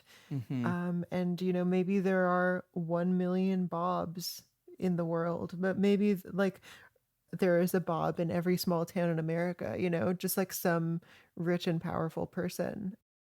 I think that's maybe what it does. It's just like Ben is evil enough that he doesn't need that explanation. I didn't clock Ben as much my first watch. I wasn't really paying as much attention to him because he seemed sort of like that archetype of like the sniveling like side villain to me, which is sort of what he kind of is, but not, you know, there's a little bit more to him.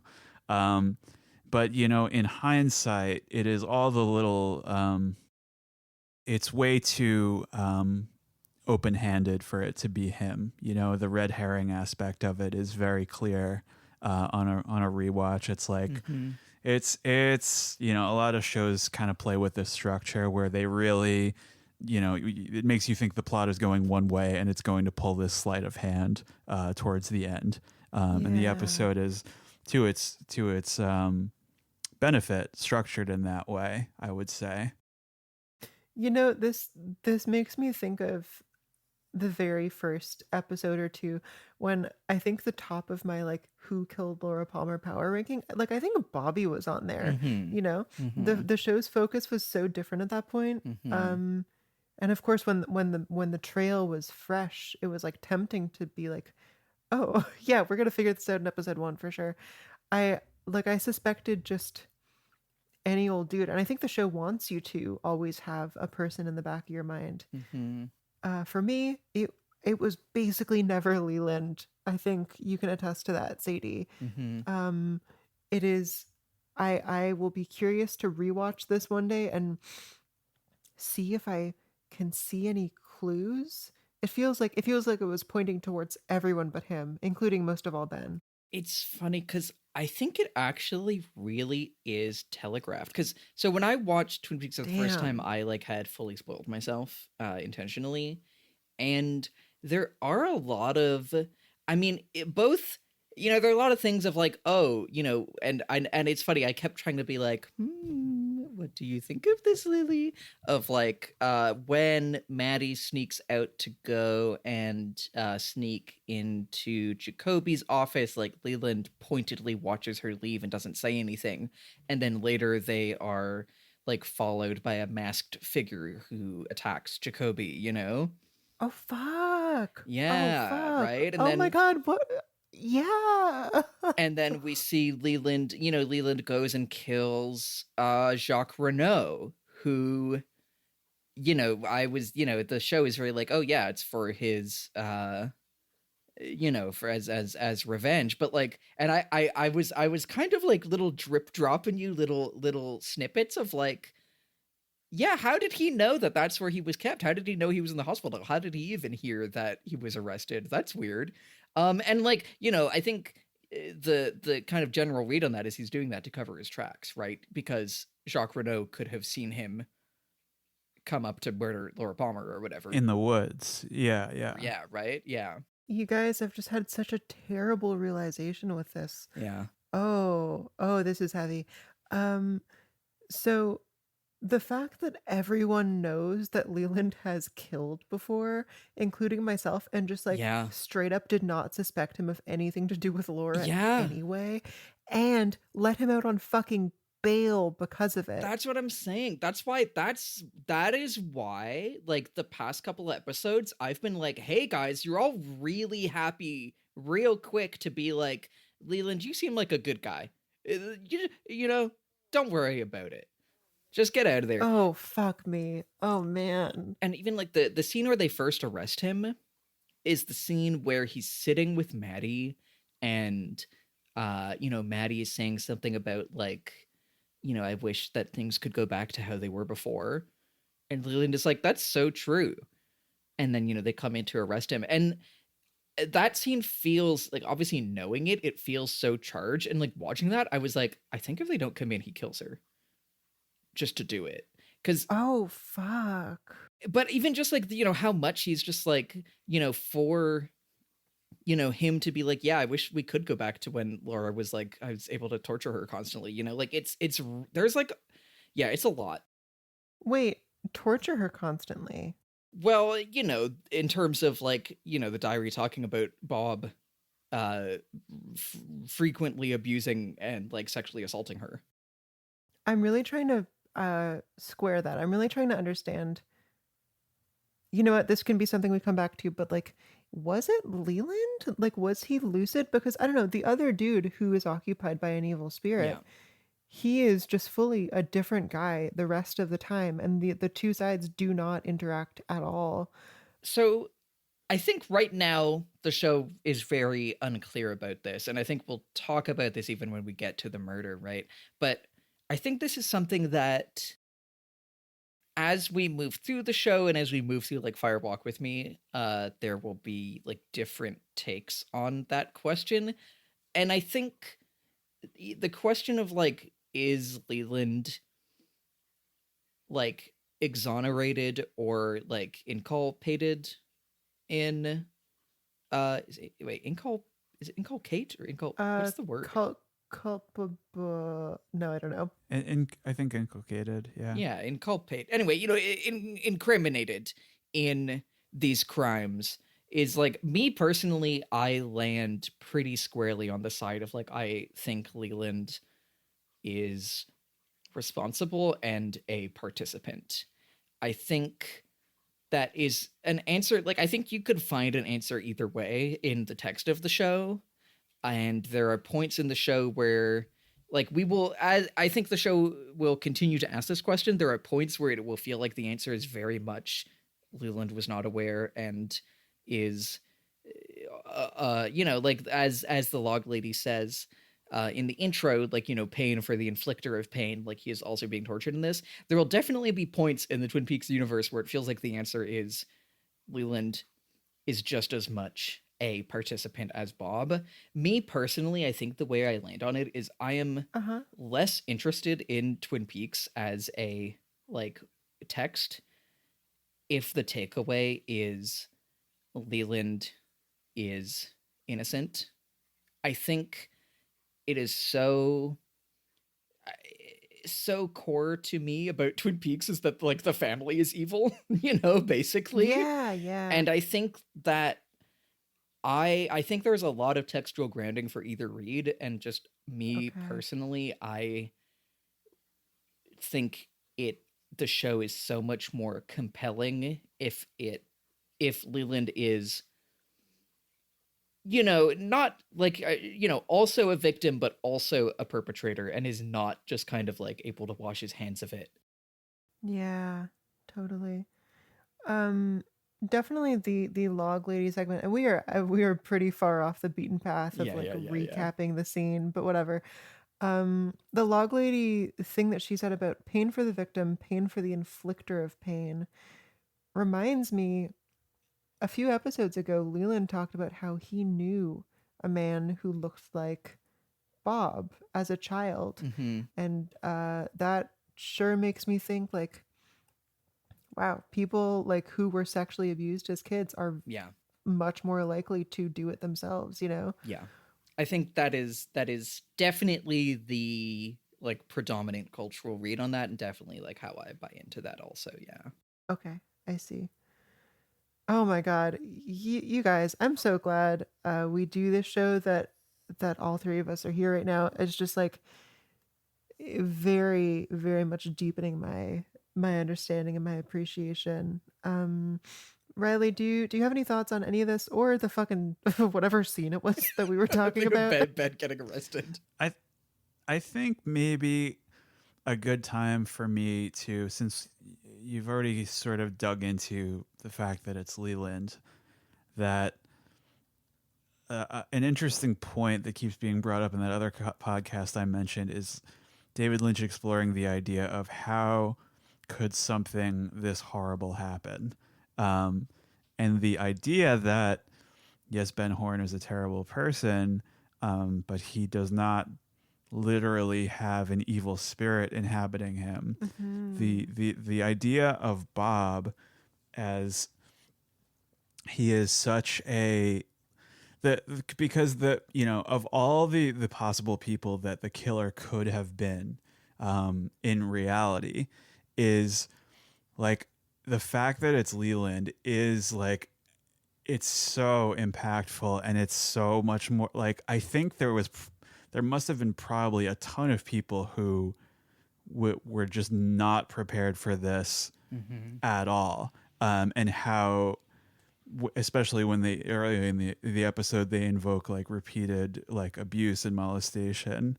And yes, it's very dramatic that they finally reveal the killer, but like if you really sit with it, and of course the movie gets into this a little deeper, but the idea of, oh my God, it was him the whole time, and all this. It's so incredible that Ray Wise did not know at first, because so much of his performance retroactively is like, okay, this is a person experiencing a mental break.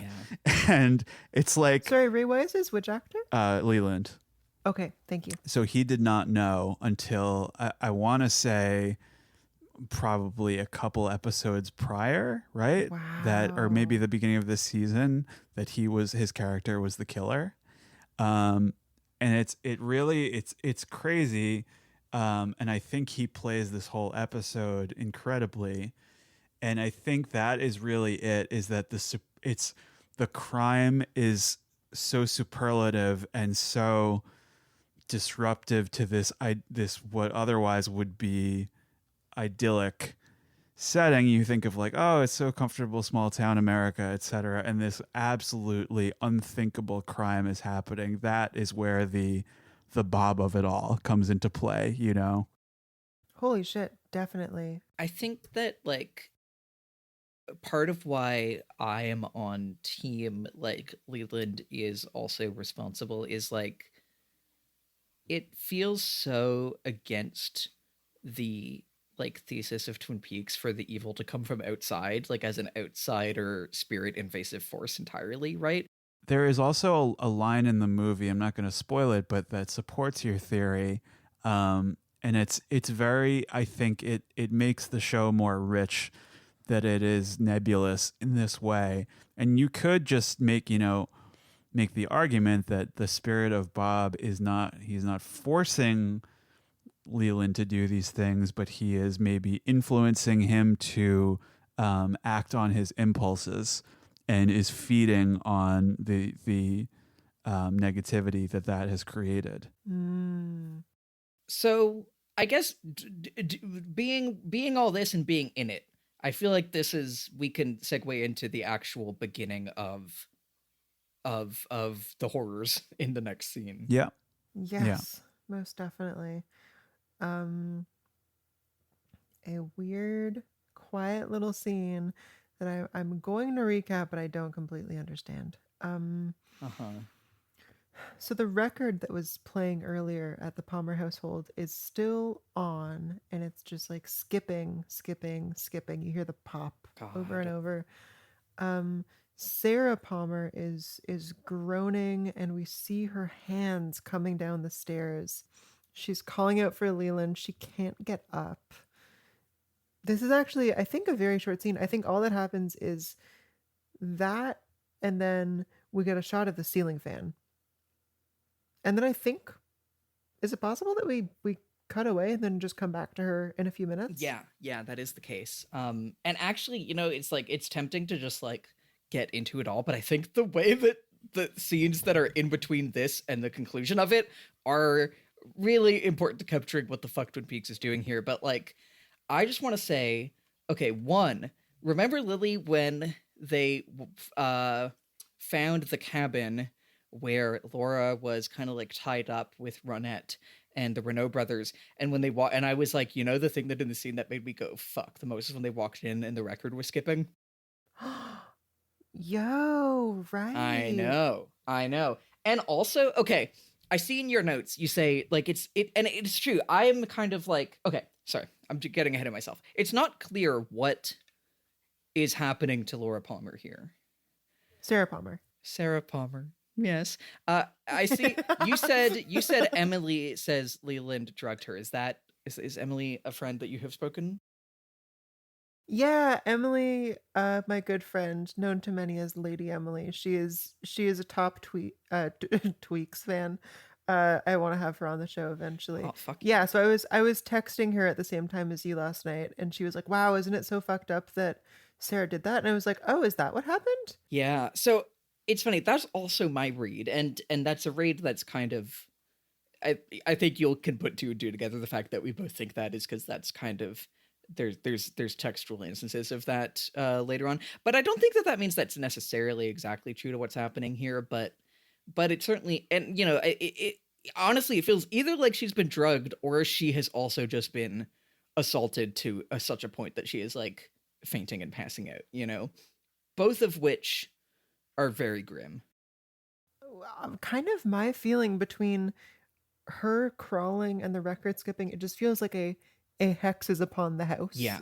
Yeah. It lets you know that it is not like this is the same physical house we were in before. Mm-hmm. But I don't know, something hard to nail down has changed. I really wish we knew what happened in the intervening time. Just the fact that no one stopped the record from skipping. It's like they were in that room right before the record stopped, Yeah. It lets you know, like, don't take this too literally, I guess, which is why I wasn't really concerned with why Sarah was on the floor. I think it is literal. I think it's literal. I think that it's like the record kept going, and my read is that she's been drugged. And like I think that the ceiling fan coming back, I'll let you get to your reads on it, but to me, I also just hear like, even I've seen this show. When I was talking about the ceiling fan at the beginning, I was like, I don't know what it really means, but like it being recontextualized here as like she's crawling down, like on the floor down the stairs, and like looking up at the ceiling, the only thing she can see is the ceiling fan, right? Like, and like if you know, Leland Bob was routinely sexually abusing Laura, has this happened before? Like, how many times has she found herself drugged out on the floor looking up at the ceiling fan, is what you know what I mean? Like, it really fucking hit me in that way. Wow, dude. And sorry, I just got another, because like in terms of if she's being drugged, remember in the pilot episode, remember in like the third scene of the pilot or something, when like we first meet Sarah Palmer and it's like Doc Hayward, our Nicey's Doc Hayward, giving her a sedative, and I was like, hey, what the fuck, why are you doing that? Yeah, I know, right? And I need to fuck. Oh my god. I know. And like Ronette too, that same scene with Ronette, and like that's what I mean. Like I've kept saying, like, there's rewatching it, there's so many things in early Twin Peaks where like there are things like the show feels so invested in the town's goodness and like the nice men and stuff, and it doesn't feel overtly critical of them. But then this happens, and you think about like the first thing we see Doc Hayward, our little nice boy, do is fucking like sedate Sarah Palmer, and it's like, wow, they're all fucking in it, you know? Oh my god. This is the first time that I really understand what you might be getting out of this rewatch, Sadie, because like I understand that it's really helpful for me to have a guide through this, but yeah, I can see how it would be drastically different the second time around. I want to talk about the ceiling fan because it is one of basically two elements of this scene. It's Sarah and the ceiling fan. This is something that showed up in the first or second episode in a really scary shot of Sarah Palmer running down the stairs in slow motion. And then it was cut back to a couple more times. And the motif was sort of left by the wayside for a little while. And here it's back, and I feel like, oh shit, I got it. It is cycles, it is repetition, it is happening again. And even in this, like, you know, it's like such a middle class classic, like stable home thing, the rotating ceiling fan with the lamps inside. I'm still putting all this together though, so I wonder if I could kick it to Riley. Do you have any thoughts on like the ceiling fan as a motif in the show and in this scene in particular? Yeah, and I really want to make sure I don't get my memories confused, because I think it crops up in the movie too.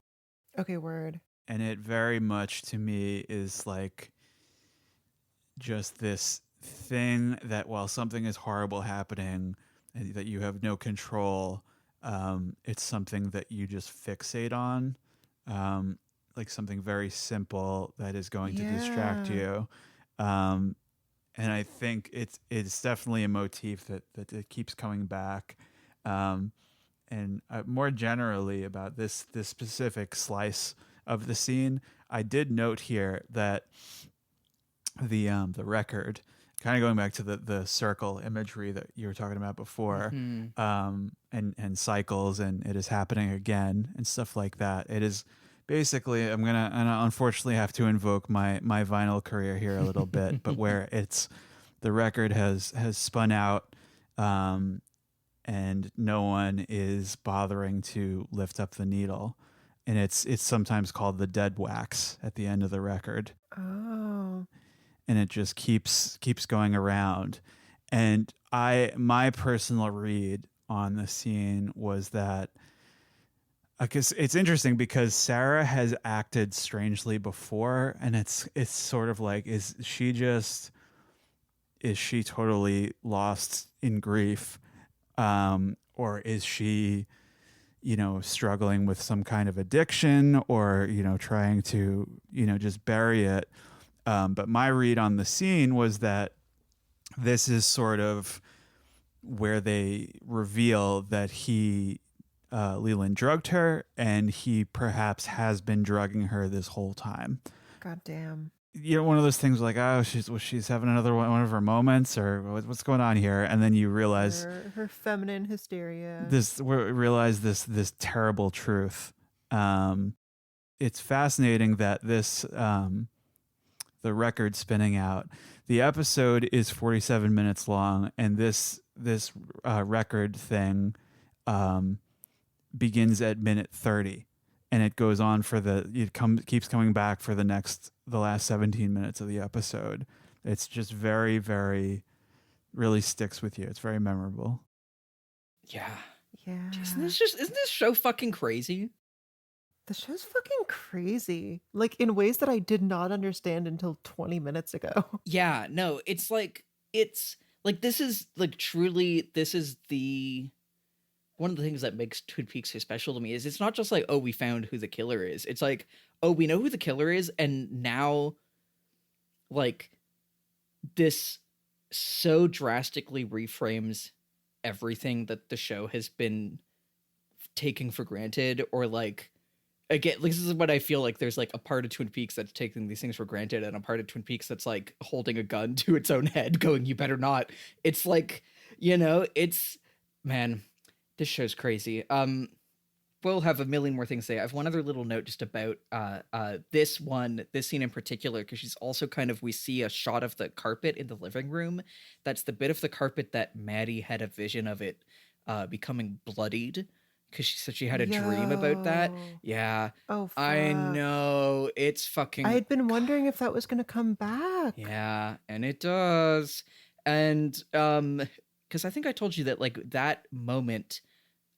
there was a version of the show that was made where in the blood we see like Bob running and laughing, and right. that is not in the version that we're watching.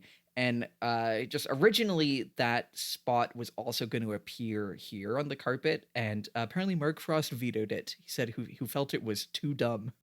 It would have been too dumb. I completely agree. Yeah. So and then it's just over. It just ends. It is and it's like we're saying all this because we know all this, but like it's truly just like crawling down the stairs. Like we see the record, we're hearing this like bump, and then the bump is contextualized as being Sarah Palmer like crawling down the stairs, and then the ceiling fan, and then that's it.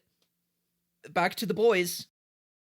It's crazy because it's, I think, maybe the first sign that this is that you're getting dragged, because the scene does essentially continue later, but this is, at this point in the show, it's a lot more traditionally structured, and this is odd that it cuts right there. Yeah. Without some kind of resolution. Yeah. I agree. And yeah, so then like we cut to, the boys taking Ben to his holding cell, and we also get our first hint now that they are not quite right, because the log lady is waiting for them, and definitely felt for me as a like, hey guys, the log lady is here to tell you that you're wrong, but also she isn't, which is really curious to me. She says, we don't know what will happen or when, but there are owls in the roadhouse. I see you wrote, Lily, are owls the spirits? I later on, when in the roadhouse scene, just wrote, oh, owls are spirits, which definitely feels, but I think, and we'll get more to it later, I think it is so interesting that she shows up not to be like, hey, you have the wrong guy, but to be like, let's go to the roadhouse. It's not where the action is, it is just where you can hear and see about it. Like, yeah, it is where the spectacle is. Yeah. I don't know. As far as what's happening here, it definitely is like, Dale is, oh, something is happening, isn't it, Margaret? Again, the show is really starting to tell us, attention, alert, this is about to become not a normal episode of Twin Peaks. Yeah. However, before we get to that, we have one other scene. I had no recollection that this happens in between the previous horrifying scene we just saw and the next horrifying one we're about to see. Lily, take us away. It's absolutely nuts. This shit is crazy. Okay, Pete is just minding his own darn business in his house. He is like getting an evening snack of milk and, I don't know, cereal or something. And Mr. Tojamura just stands in the living room, scares the shit out of Pete, and then gives him a big old smooch. Because, if you'll believe it, and I think we've already said this, Pete is Catherine in disguise. Pete is Catherine in disguise! Oh, fuck. Wait, no. Mr. Tojamura is, you get it. Yeah, okay. So Pete is briefly horrified, and then he just goes, you just look terrible. And then just goes, you just look terrible. And they're sort of laughing together.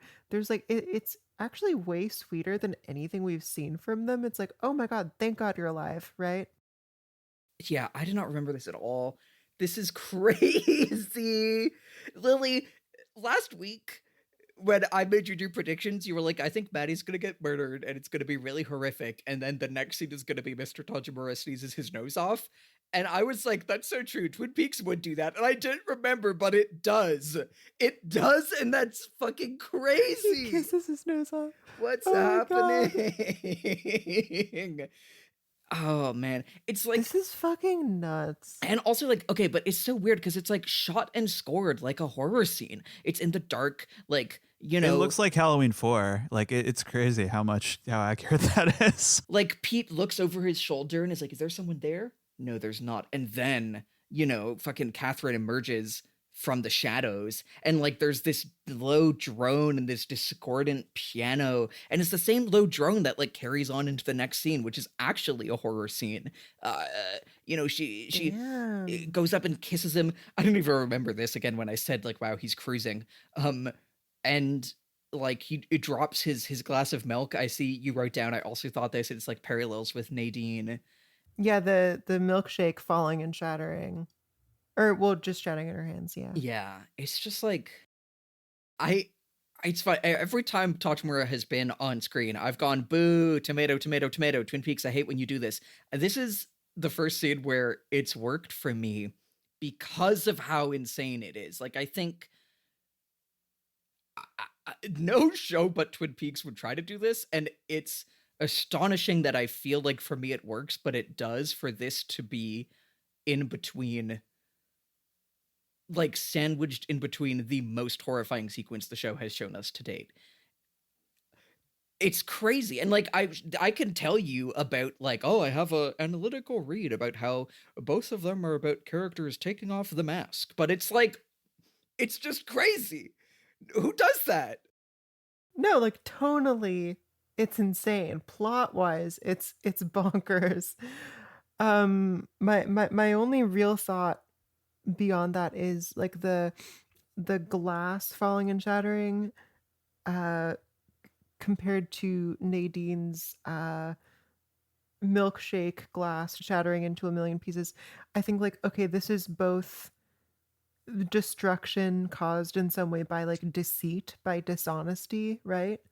By either not being what you think you are or not being what you seem. And again, kind of like a lover relationship that is being transformed, yeah, by deceit in this way. Again, like Leland. True. Yeah, very true.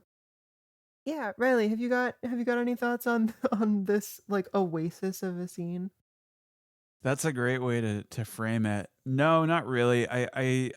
I do think it's interesting that it may be a little bit of a misdirect. Like, oh, is the terrible vibes I've been having this whole episode, is it going to lead up to something horrible happening to Pete, or what's going on with this scene? And I think it's kind of, yes, Catherine is sort of a terrible person, but I do think it's kind of sweet that they start out the show having like what I would describe as a completely failed marriage, and they are genuinely kind of happy to see each other in this moment. Yeah, it is just nuts that it is placed in the midst of the horrors that are about to unfold. I have something I have a little clip I would love for you to both watch on the screen share. This is Piper Laurie, who plays Catherine, about this decision. At the end of the first season, it looks like I might be burning up in the sawmill with one of the other characters. And David Lynch called me at home and said that he wanted me to think about something that he wanted to do for the next season. He wanted my character to get into a disguise. Everyone in the town will think that I've died in the sawmill fire, and that I will actually sneak back into town disguised as a man And he said, you know, what kind of man is going to be up to you? You can be a Mexican or a Frenchman or whatever you think would be good. And think about it and let me know. So I was just beside myself with the power of being able to pick my part like that. And I decided that I would be a Japanese businessman because I thought it would be less predictable. The clip goes on, but I'll cut it off there just because it's like a 7 minute. This is Piper Laurie on Twin Peaks at televisionacademy.com/interviews. That's not actually, that's the name of the video on YouTube if anyone wants to go find it. Some other things that she says in there is she says she chose to be Japanese because she says, I didn't think I could do a very good French accent, which is a crazy thing to say because that was not a good Japanese accent, Piper Laurie. No. Also that like her assistant in the show was also just her real life assistant who was Japanese, which good Lord, I do not envy the person who had to be like Piper Laurie's like yellow face like Japanese assistant. She also told the cast, David Lynch insisted that the cast and the family members did not know that she was Mr. Tojamura. She said she told her sister because her sister was so stressed because she was like, oh my God, my sister's like lost her job. That she told her sister, but otherwise it told the entire cast that she was a reclusive Japanese actor who didn't speak English and who had only worked with Kurosawa. What the fuck? Okay, first of all, like that's just the one Japanese director he thought of. I know, it's so bad. Apparently Peggy Lipton, who plays Norma, thought that it was Isabella Rossellini. Oh my God. Okay. Because they were Good married at the good time, guess. right? So yeah, I just really wanted to bring that one in. Just like, that's like, isn't that so David Lynch, like in both the good and bad ways? Because like on the one hand, like I think it is so cool to tell an actor like you can decide like your role in this way, like, you know, valuing the kind of like collaborative improvisational creative process like that. On the other hand, you should not have let her do Yellowface. Like, don't do that. Don't do that, David Lynch. David Lynch needed to see that one image of you can always do an Italian accent. It's never racist. That would have saved a lot of pain for sure. I just looked it up, so there is some flexibility here with she was nominated for an Emmy Award for each season. So it's, you could make the argument that they really liked that character, or I believe she was, you know, an established actress beforehand. I think she was in Carrie, right? I believe. Oh, word. Before this, so it could just be some recognition for her clout in that way. But it's kind of funny that it is for this season as well, and I believe that the character was credited with like a fake name as well, like they pretended it was a Japanese actor. I think that is true. Yeah. I guess you would have to. That's kind of terrible. That just deepens the yellow face of it, you know? Makes it a little worse, I would say. Yeah, I think like that story is just so the best and worst of David Lynch in one anecdote. I really wanted to get that. So, do we basically then want to follow the show's tonal roller coaster and go back to the horrors? Yes. Okay, yes. This next scene is a continuation of Sarah's previous scene. She's still on the floor. She looks up into an eerily empty living room and has a vision of a beautiful, majestic white horse. Then she sort of collapses even more than she was already collapsed, and we see that Leland has been in the room this whole time. Yeah. Ugh. He is looking in the mirror. Terrifying. Yeah, and like adjusting his tie, like very unbothered. Like this feels like, you know, the beginning of the official reveal. Yep, for sure. This is us starting to go to hell. Man, half my notes on this are just sad faces. Yeah. But Yeah, let's talk about the horse. Let's talk about the horse. I, like, on first blush, took it as like, oh, this is some version of the giant. This is like a spirit who is Mm, benevolent, maybe, or just the imagination of one, maybe. hmm I think Sarah is in a truly desperate moment and may not be completely lucid. And maybe this is, well, horses being kind of like a class symbol and something understood mm, as beautiful. This could be her still trying to romanticize the life that she has. Yeah, but I basically think that this is some manifestation of the giant, is my take. hmm How about you guys? You first, Riley. Okay. So I will say that I consider this to be one of the kind of similar to the ceiling fan, one of those iconic pieces of imagery from the show. Um, and to me, there's of course many different ways you can read it. A white horse is figures into a lot of mythology and fables and stuff.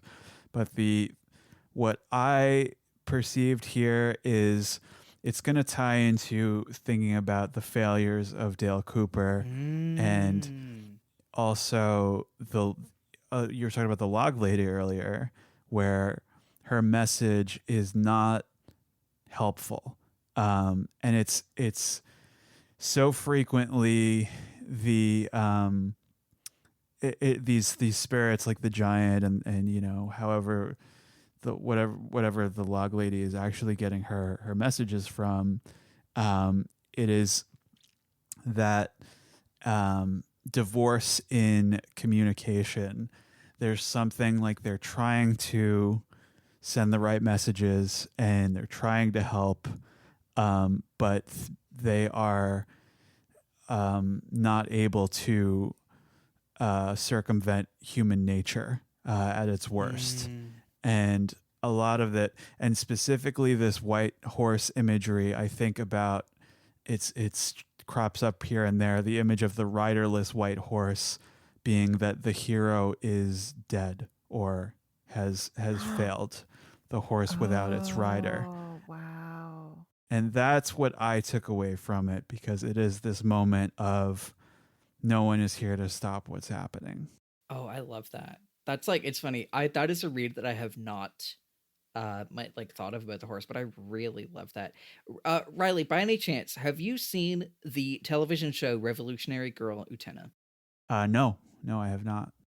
Well, let me throw your way. If you like Twin Peaks, I think the anime that is the most like Twin Peaks is Revolutionary Girl Utena, in ways that might not make sense at face value, but I think really do.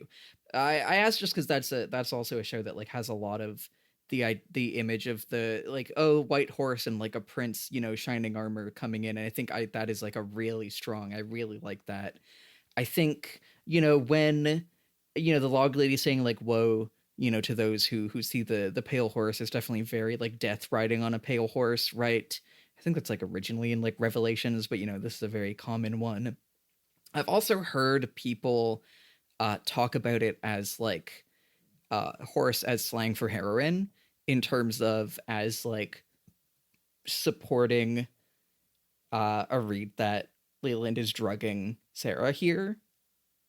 And Sure. I on that, and I spent like on that front, I actually, it's funny that almost like retroactively makes me more like not enjoy, but like more appreciative of Audrey's arc over the last little bit, where she kept getting forcibly given heroin at One Eyed Jacks, which I was pretty critical of, because it's just kind of like, Yeah.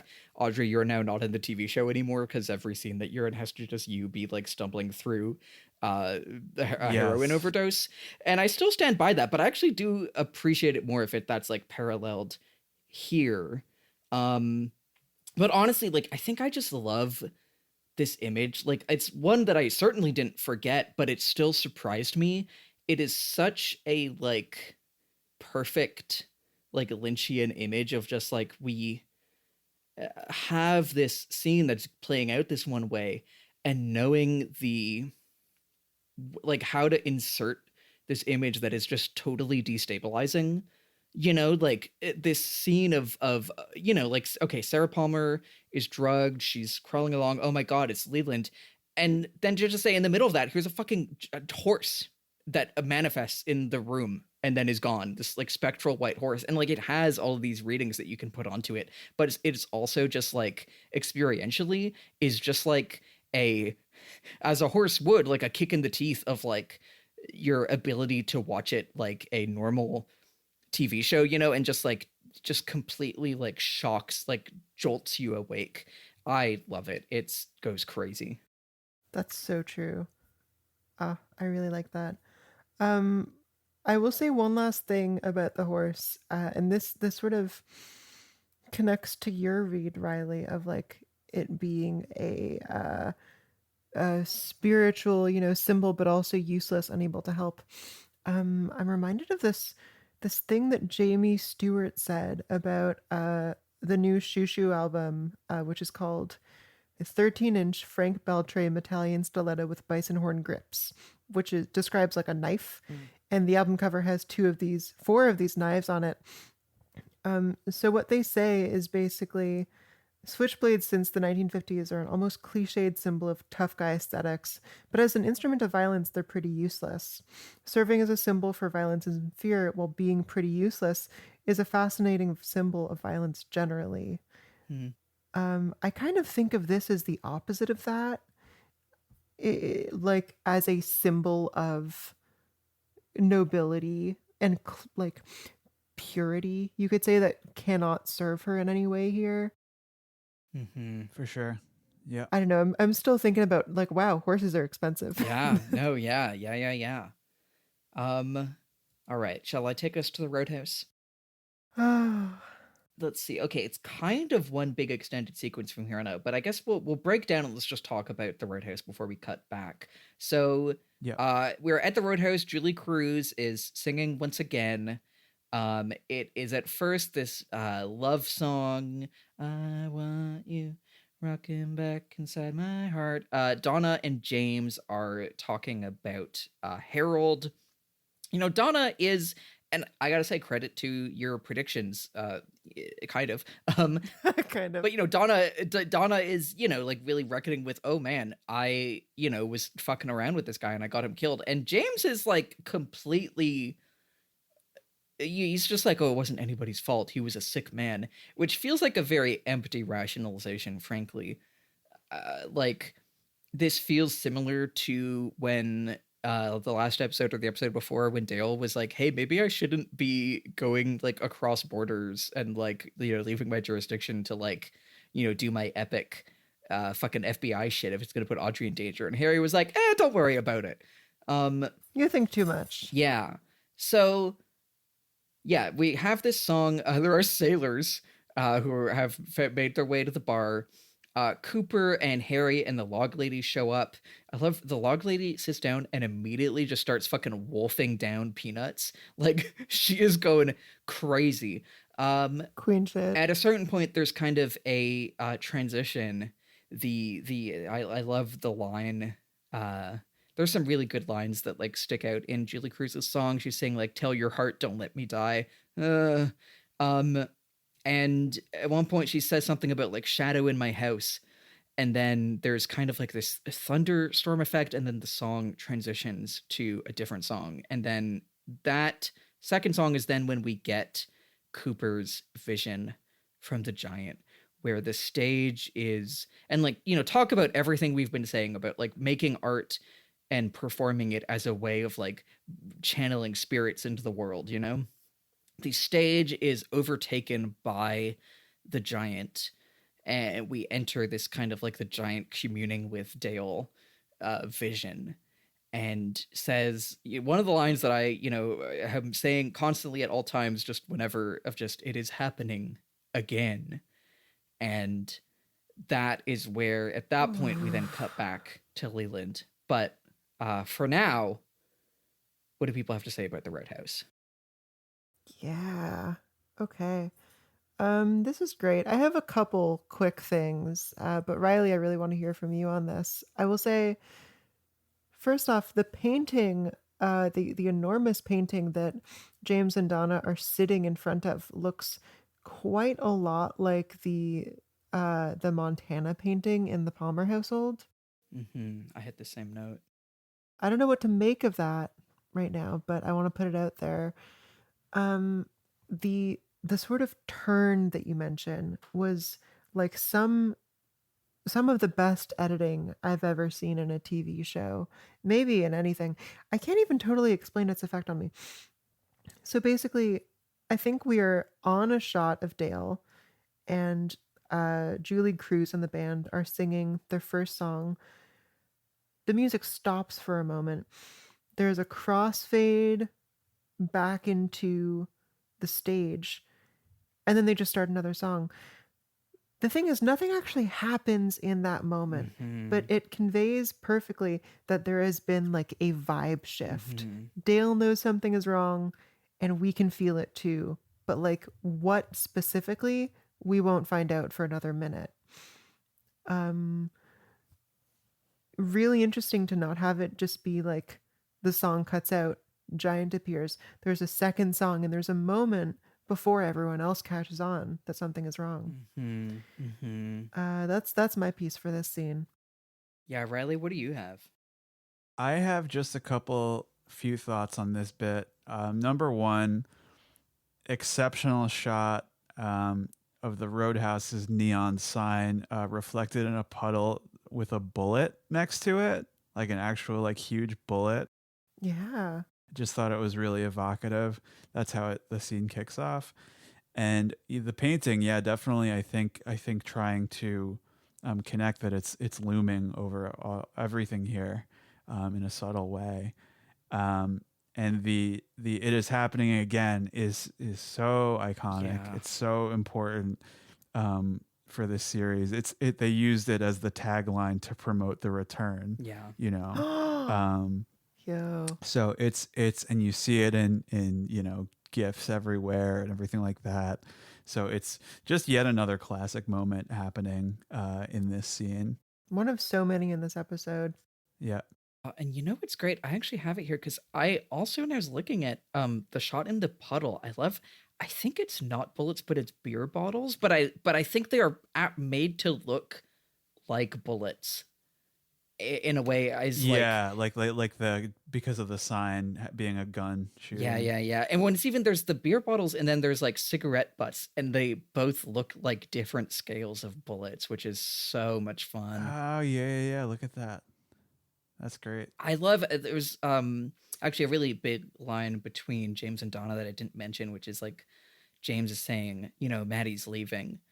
Donna says like, "Oh, she is? That's weird. She never said anything to me." Which is like, I can get so emotional about Donna sometimes, you guys, just like of her like trying to connect with Laura and trying to connect with Maddie, and like, we've laughed so much about like the Donna and James and Maddie plotline because it has been funny, right? It has been like, oh boy, now it's this weird love triangle. But like when I think about it in the context of Donna, like trying again and again to, Maddie never said anything to her. And like, she ruins Harold's life because she wants to know what Laura never said to her, right? Like she is just constantly trying to chase like the connection with these other women in her life that are just being fucking mowed down and like can never really properly communicate with them. It fucking breaks my heart, like for real. Fuck. This feels very true to teenage experience to me. Like really desperate to connect, but the things you do are just not the ways that you connect with people. Like I have been frustrated with her at times because it feels like she is maybe like using people around her. But what else has been modeled for her? Like what else would she do? It's not that she doesn't care, it's that I don't know what it is, but this is a really hard moment. Yeah, it's so much. There's more I could say. We'll hold on to it. We'll watch Fire Walk with me one day, and I'll cry on the microphone. But like, the other thing here is like, there's this a moment of her kind of like singing along to the love song with James, and it feels like they're, very like cutesy between them.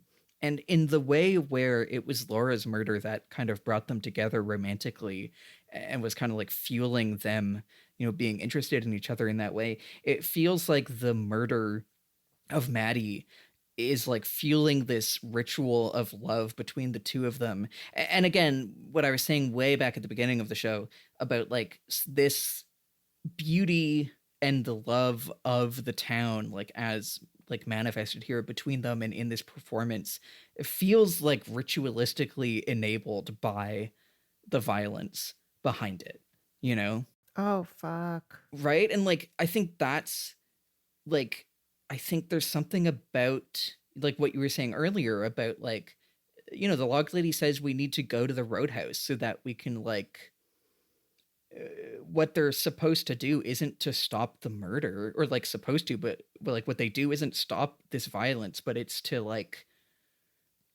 participate in the ritual of aestheticization that is like produced by that violence, God damn it. You're so good at sentences, Sadie. Yay! But yeah, this scene's fucking crazy. This scene, okay. Are we going back? Are we going back? Do we have more Roadhouse thoughts before we go back? I think we keep going. I'm ready to go to hell, I think.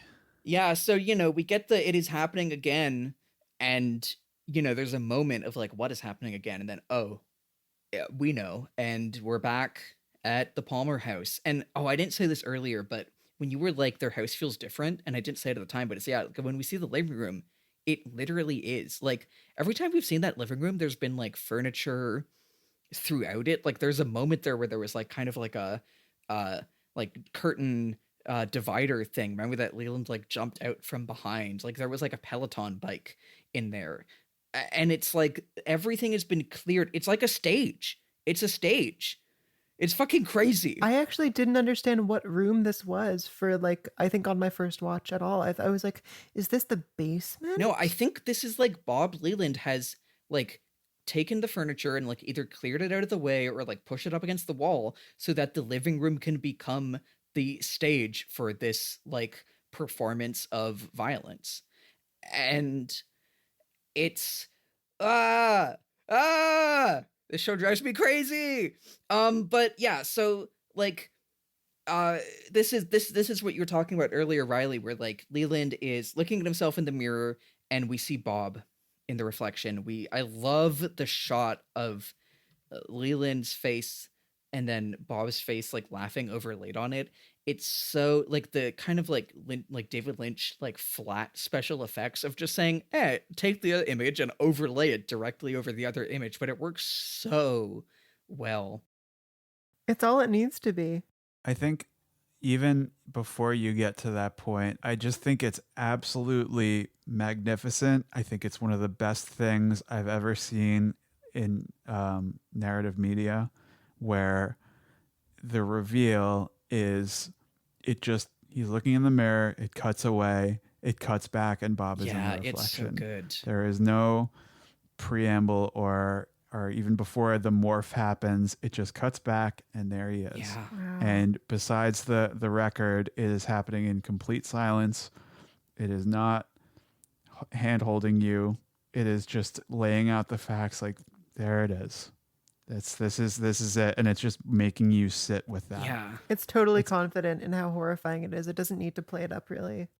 Yeah. And like this scene, if anyone's listening who hasn't watch what peaks you guys, but like this, I'm gonna tell you what happens, but like the scene is like 4 minutes long.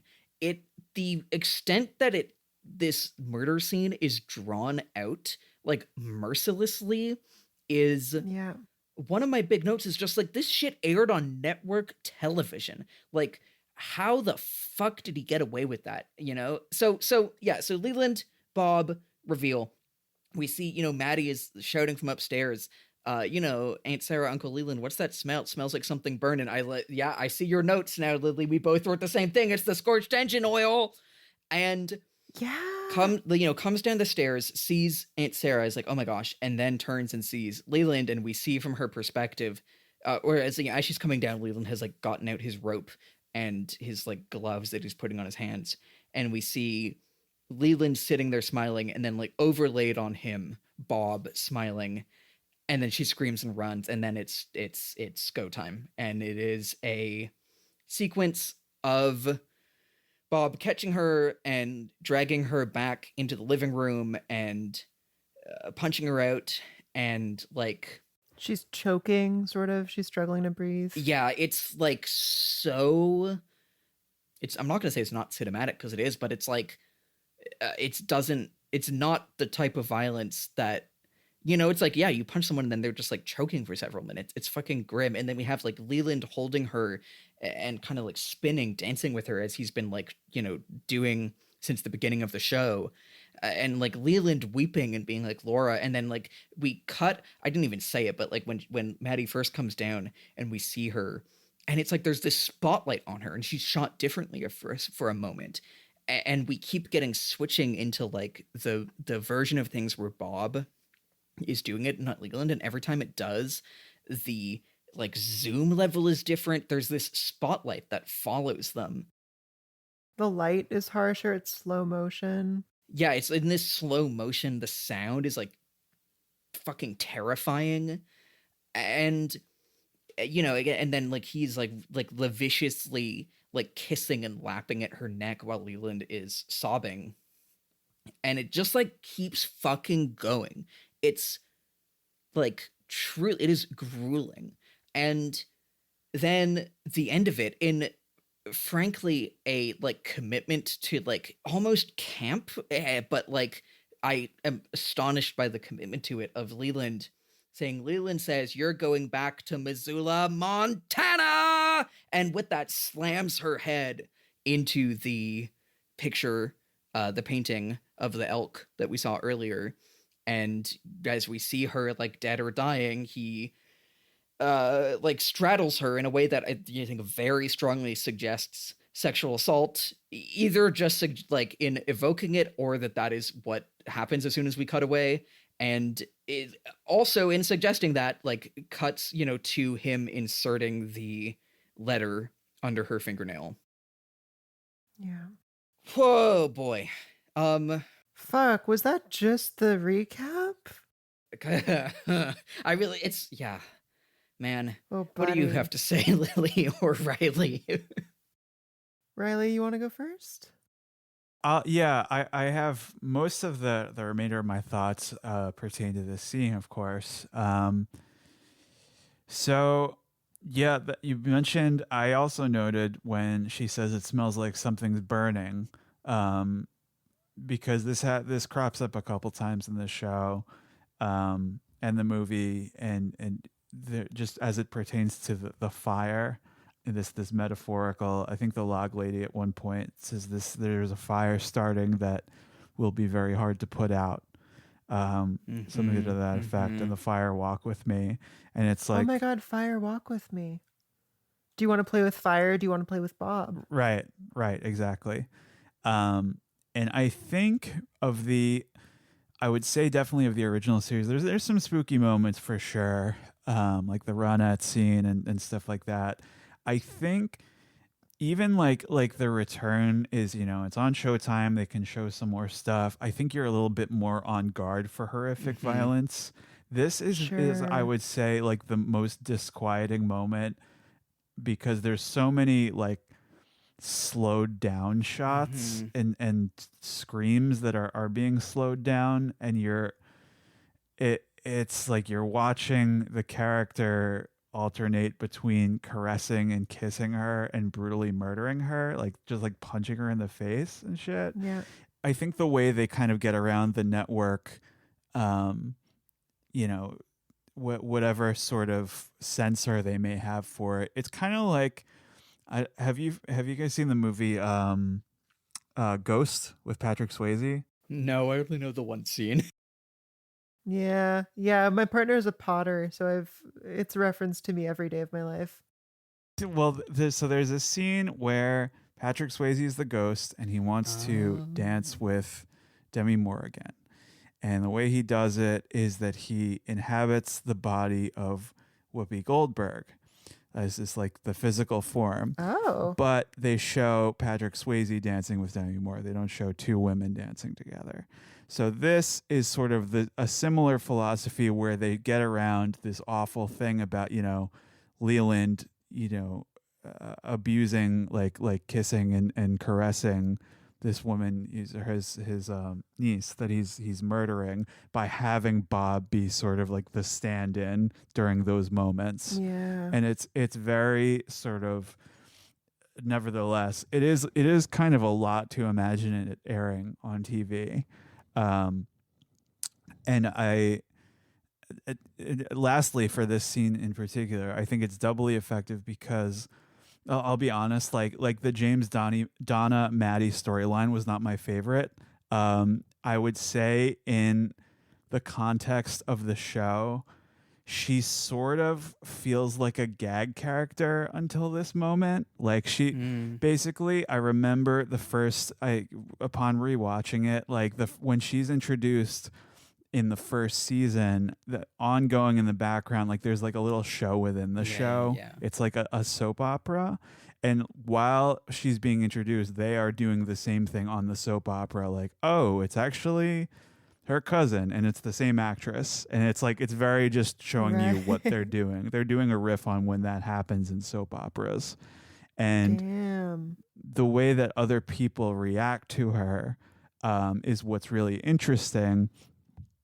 And all of a sudden, in this moment, you are so invested in her, and like, oh my god, this poor woman. Like all of the weird, it's basically Laura with her hair dyed is just gone, and all you really, you are kind of in the same situation as Cooper, where you want to do something, but you can't. And we as the audience, we know who the killer is now, and no one else in the show does. Mm-hmm. And it's really just, you feel very powerless in that moment. Yeah, and it feels again like it's wrenching her from one kind of like genre space type of character into another in a really violent way. Yeah. Lily, did you have stuff you wanted to get into? It feels to me like the fact that there is a spirit inhabiting Leland's body almost duplicates the violence in the scene. Like we watch something happen and then we watch it happen with Bob in Leland's position in slow motion. So the one murder feels like two separate transgressions, Yeah. Yes. Yeah, for sure. It's fucking brutal and devastating.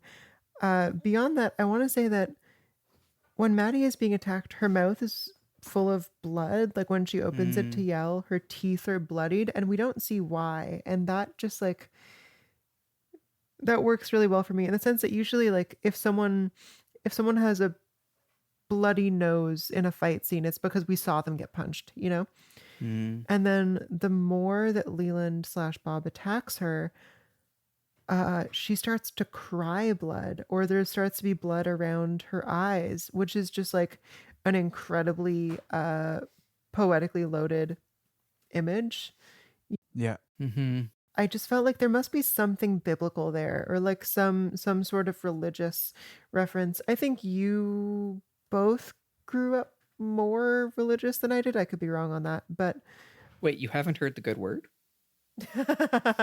Sorry, continue. So I did find a passage from Genesis. Let me see if I can find a little bit of context for this. Oh yeah, so this is after Cain kills Abel. The Lord said to Cain, "Where is your brother Abel?" "I don't know," he replied. "Am I my brother's keeper?" The Lord said, "What have you done? Listen, your brother's blood cries out to me from the ground." And the interpretation here they give is basically to cry blood is like to have your soul cry for its right to live. And I think that really tracks here. She like tears being like something you were sort of entitled to as a living human being. Even thinking about that, of when we first saw Bob way back, like crouching like behind Laura's bed, you know, the vision that Sarah saw, really kind of giving like that same bit in Genesis of like the sin is crouching at your door, you know, is like I think what is said to Cain.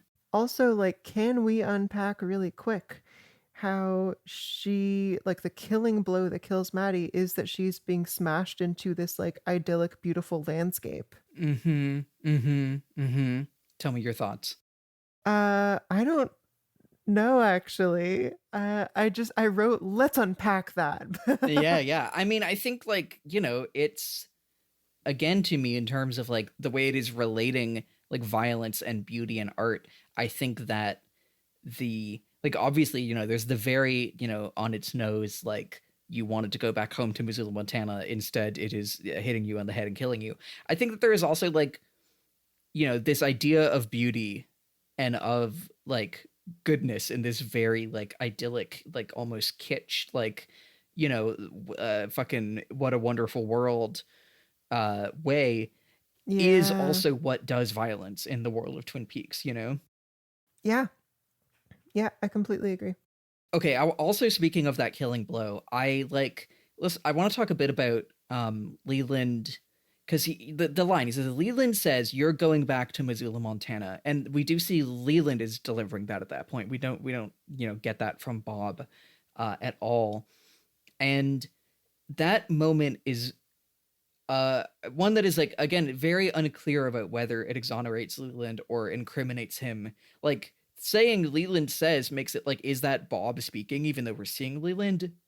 Is it Leland speaking? Like, is that mean that this is like Leland trying to force his way through as Bob does this murder and saying like, I want her to go home, I want her to go to Missoula, Montana? Or is it like Leland saying, I want to deliver the killing blow, you know? It's really, Wow, go back where you came from. yeah, right? It feels like all of them at once, you know? I have no fucking idea. I have no idea what I think. Yeah. I mean, honestly, even though I've said how I feel about it broadly, like in this moment, honestly, kind of same. And like him, you know, sobbing for Laura is very like, it feels that like what is being done in this, like either what Bob is doing or what he is doing, what is being done is like his grief is being funneled into like, you have to kill Maddie to make her like Laura. You know, that she is really made to be Laura again is very, very true. It is this like ritual, this performance. Like I like also the way he like watches for her to come in. It's like he's waiting for her entrance in a play, you know? But like there really is this sense of like that, you know, both on the kind of like generational trauma, like his grief and his pain is being funneled into committing more violence. But there is also like a real sense of like that Bob is like saying to Leland, like, you want Laura back. Laura is dead. The only way for you to have Laura again is to murder Maddie and have her be dead in your arms, and then it'll be like that's Laura in your arms again. Because the only way that anyone can be like Laura is if you killed them. The show's fucking crazy. It's so over. Yeah. It's so over. And yeah, and then like we get all that. Shall I take us back for the final one? Does anyone have final notes on this? Just the, you know, and in general, like, you know, the serial killer just chasing the high of like wanting to recreate, you know, the experience. And it's, yeah, I don't want to get too far into the movie kind of stuff. So why don't you take us back to the Roadhouse?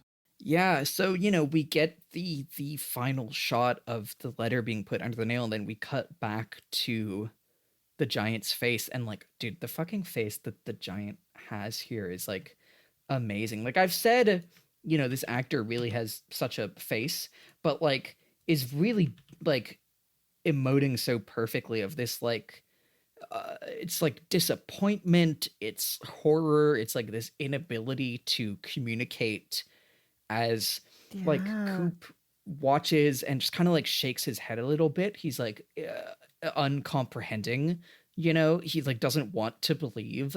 At this point, you know, the giant fades away, and there's this real sense that like everyone in the roadhouse, you know, earlier, like it was like Dale was the only one that, you know, saw the giant say like it is happening again, but also like everyone felt that, you know, Everyone like felt it for sure. Donna is sobbing, James is trying to console her, Bobby is at the bar and is just like has like, this is what I mean about like Tata Ashbrook is so fucking good in this show. Like earlier in the episode, I'm like, Bobby, fuck off, you know? And now he's here and he just has like such a alone. This is the lonely souls. They're all here together to be lonely in this room together, you know?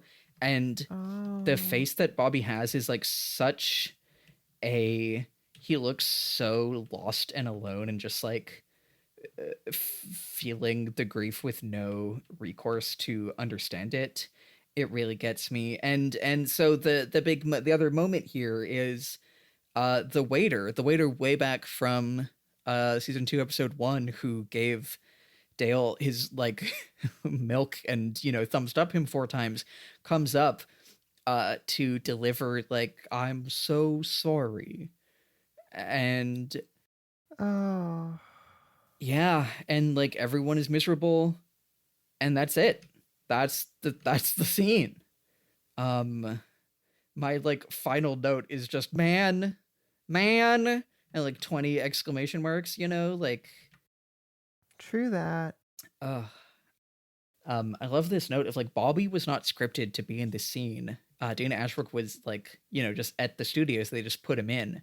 And it's like another moment where like him being there, I think really does make it so much better. Yeah, absolutely. Yeah. It's understanding this is happening to the whole community. And I don't know, I'm just very open to feeling for Bobby, despite saying, I think an hour ago, fuck this Yeah, guy. we should kill him with hammers. Yeah, it's, man, I was like watching this today, and it's funny, I watched this episode 2 days ago, I'll watch it again. It probably won't hit as hard because I just watched it, and I started crying during this scene again. Like, it really fucking hits me, you know? Oh, bud. What do you two have to say? Riley, has this one hit for you? I have a couple thoughts. I would say that this whole, and I love the giant's face. It's very that his Mm-hmm. eyes seem to express something that the rest of his face is not articulating. And the whole thing with the waiter, because the waiter seems to appear whenever he does, perhaps as some kind of familiar or like his representative on Earth, or however you want to see it. And the I'm so sorry, it's just all he can say. And it's kind of another example of this impotence where, you know, the first time that he shows up is that Cooper has been shot and he's just standing there for like minutes. And it's like, can you do something? Yeah. Oh my God, It's just like, he's very just like I wish I could help. I really wish I could help in this moment. And I think the song is magnificent. It's the last track on the album that Julie Cruz did with David Lynch and Angelo Badalamenti. It's called The World Spins. And it's really the shot of Julie Cruz's face almost at the very end where she looks like she's grieved. Like even she knows. Yeah. The whole ending is so profoundly good because it feels like everyone somehow knows that something horrible has happened and feels terrible and they can't explain why. And it's like a little bit of a very bleak personal note. It reminds me of this one time a couple of years ago. I was by myself at a beach and I was just sitting around enjoying the sunshine, and all of a sudden I just felt terrible. And as it was happening, it starts to get overcast and these incredibly dark clouds start rolling in. And I go back, I'm like, oh, this is ominous. And it starts pouring. And I go back to my car and I found out that one of my close friends had taken his own life. Oh my God. Oh, fuck. And it's like, it's one of those things where this scene resonates with me so much now, especially because of that, where you just, I'm not like an overtly spiritual person, but I feel like on perhaps some subliminal level, you can sense when something impactful like that has happened or is going to happen, or there is some sort of imbalance in the universe that has occurred. Mm-hmm. Mm-hmm. And to sort of put a pin on it, I mean, it's, to me, not only is it this incredible resolution of the who killed her, it's the driving emotion behind this whole episode that really stitches it all together is the forced reveal of the killer and ultimately the death of the show. Mm-hmm. Where they were trying to do something special where versus the norm, which was the murder of the week, gets wrapped up and then they move on to the next one. This was about how a single person's death can disrupt an entire community. And they were trying to do something special and it was prematurely extinguished.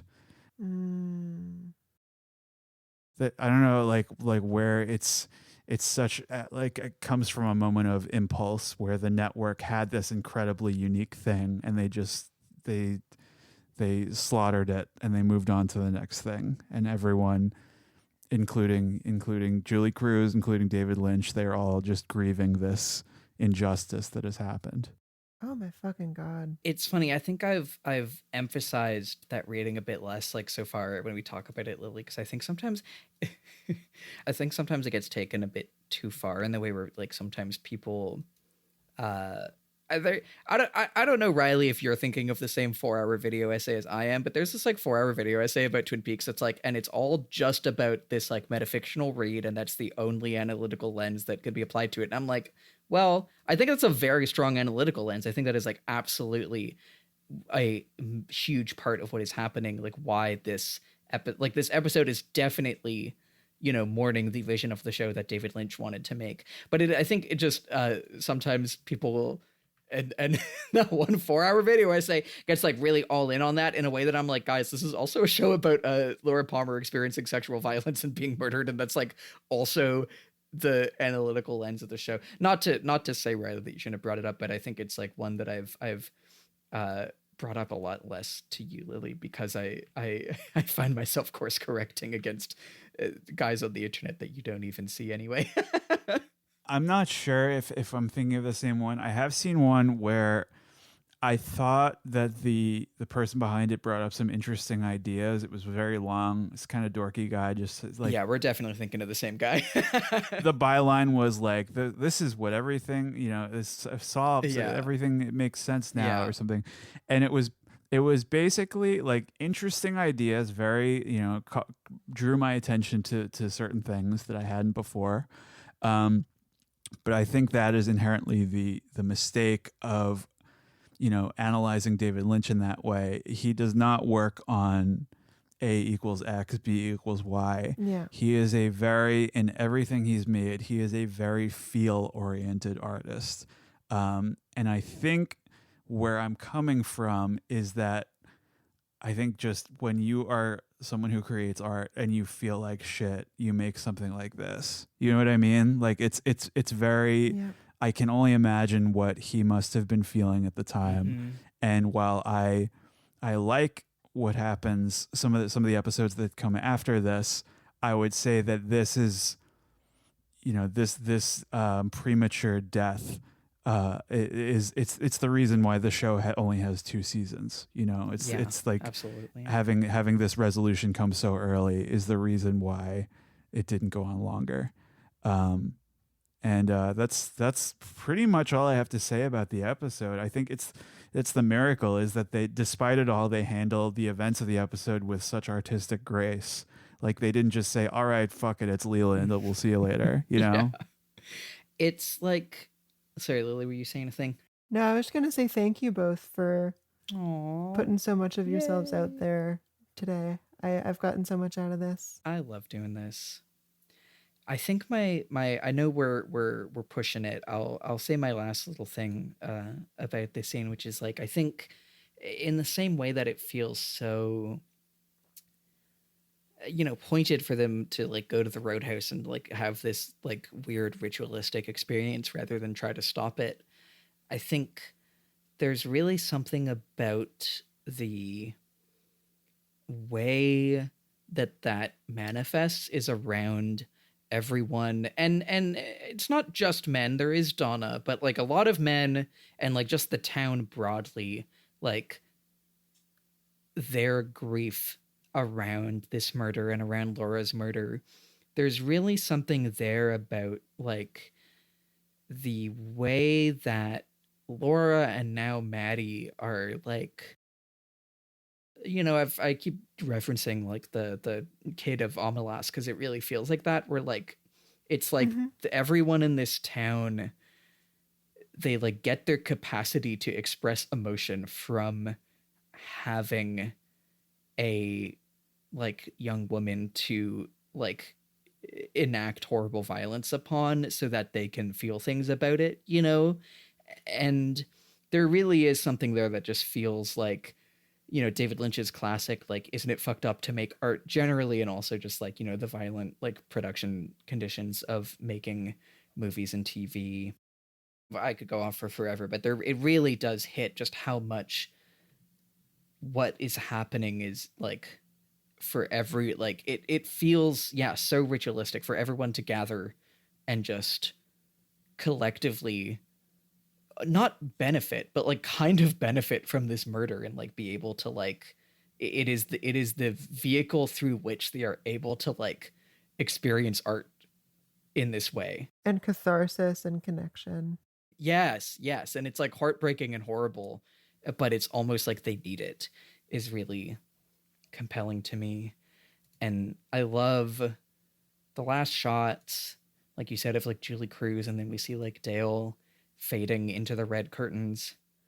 And again, you know, it's curtains, right? You know, but, and the way, and outside of that read, like the red room just kind of like the weird like violence that stands for, just totally encompassing him and encompassing the town yet again.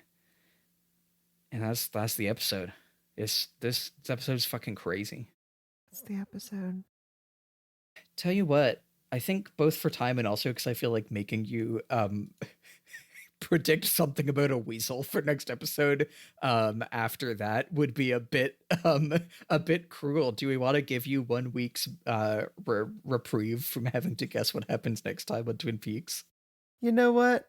I think because all of the arcs I can think of have basically ended, I would be working from scratch anyway. I was going to suggest like, hey, there's some other characters in the show. Maybe we meet them next week, but I don't know what their names are or what they do. So yeah. Well, it's funny. I feel like usually we don't record plugs for ourselves because I'm like, we'll just record one at one point and do that. But Riley, what would you like to plug of where anyone can find you on the internet and things that you do? Yes. You can, I mean, I plugged the podcast already, Goddamn Gamecube. If you're into, if you like what you've heard today, we discuss games. We have some nice interviews with industry figures. It's a real good time. it's a really solid show. And you have a good presence on YouTube as well. That's also like, I watch most of your stuff that way. Oh, that's great. Thank you. Yeah. If you like what you hear, please do subscribe. And you can find me in other places as a Gorilla Cereal or Gorilla Cereals, one word, on Instagram and Twitter and all that good stuff. But yeah, that's about it for this time. And thank you for having me on.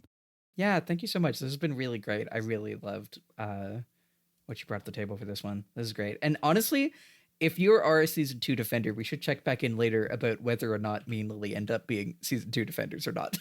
It's one of those things where I just don't think it's as bad as people say overall. That's encouraging. Yeah, I would love to come back at some point before you wrap it up. Yeah, thank you so much for coming. I can't imagine a better first guest for us to have had. So Yippee! yeah, I really appreciated hearing all of your stuff. You know, we have been working in our little like systems and theories, and we've got some pretty solid ones at this point. But you've brought a lot of new things to consider, which I appreciate. Yeah, I can't wait to hear future discussions and your read on everything else. Wahoo! Alrighty. You know what we say, Lily? You know what we say? Riley, do you want to join us? 3, 2, 1. Bye.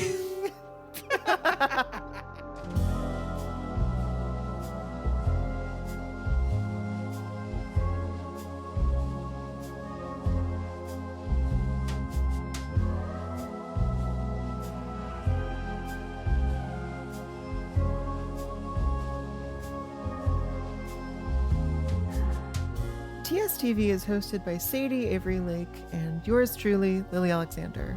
Our music is by Jamie Page, the show art is by Mya Fernandes-Giles, and this episode was edited by me. If you have any burning questions or comments, we would love to hear from you.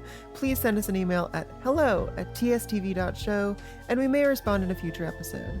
Thanks for listening.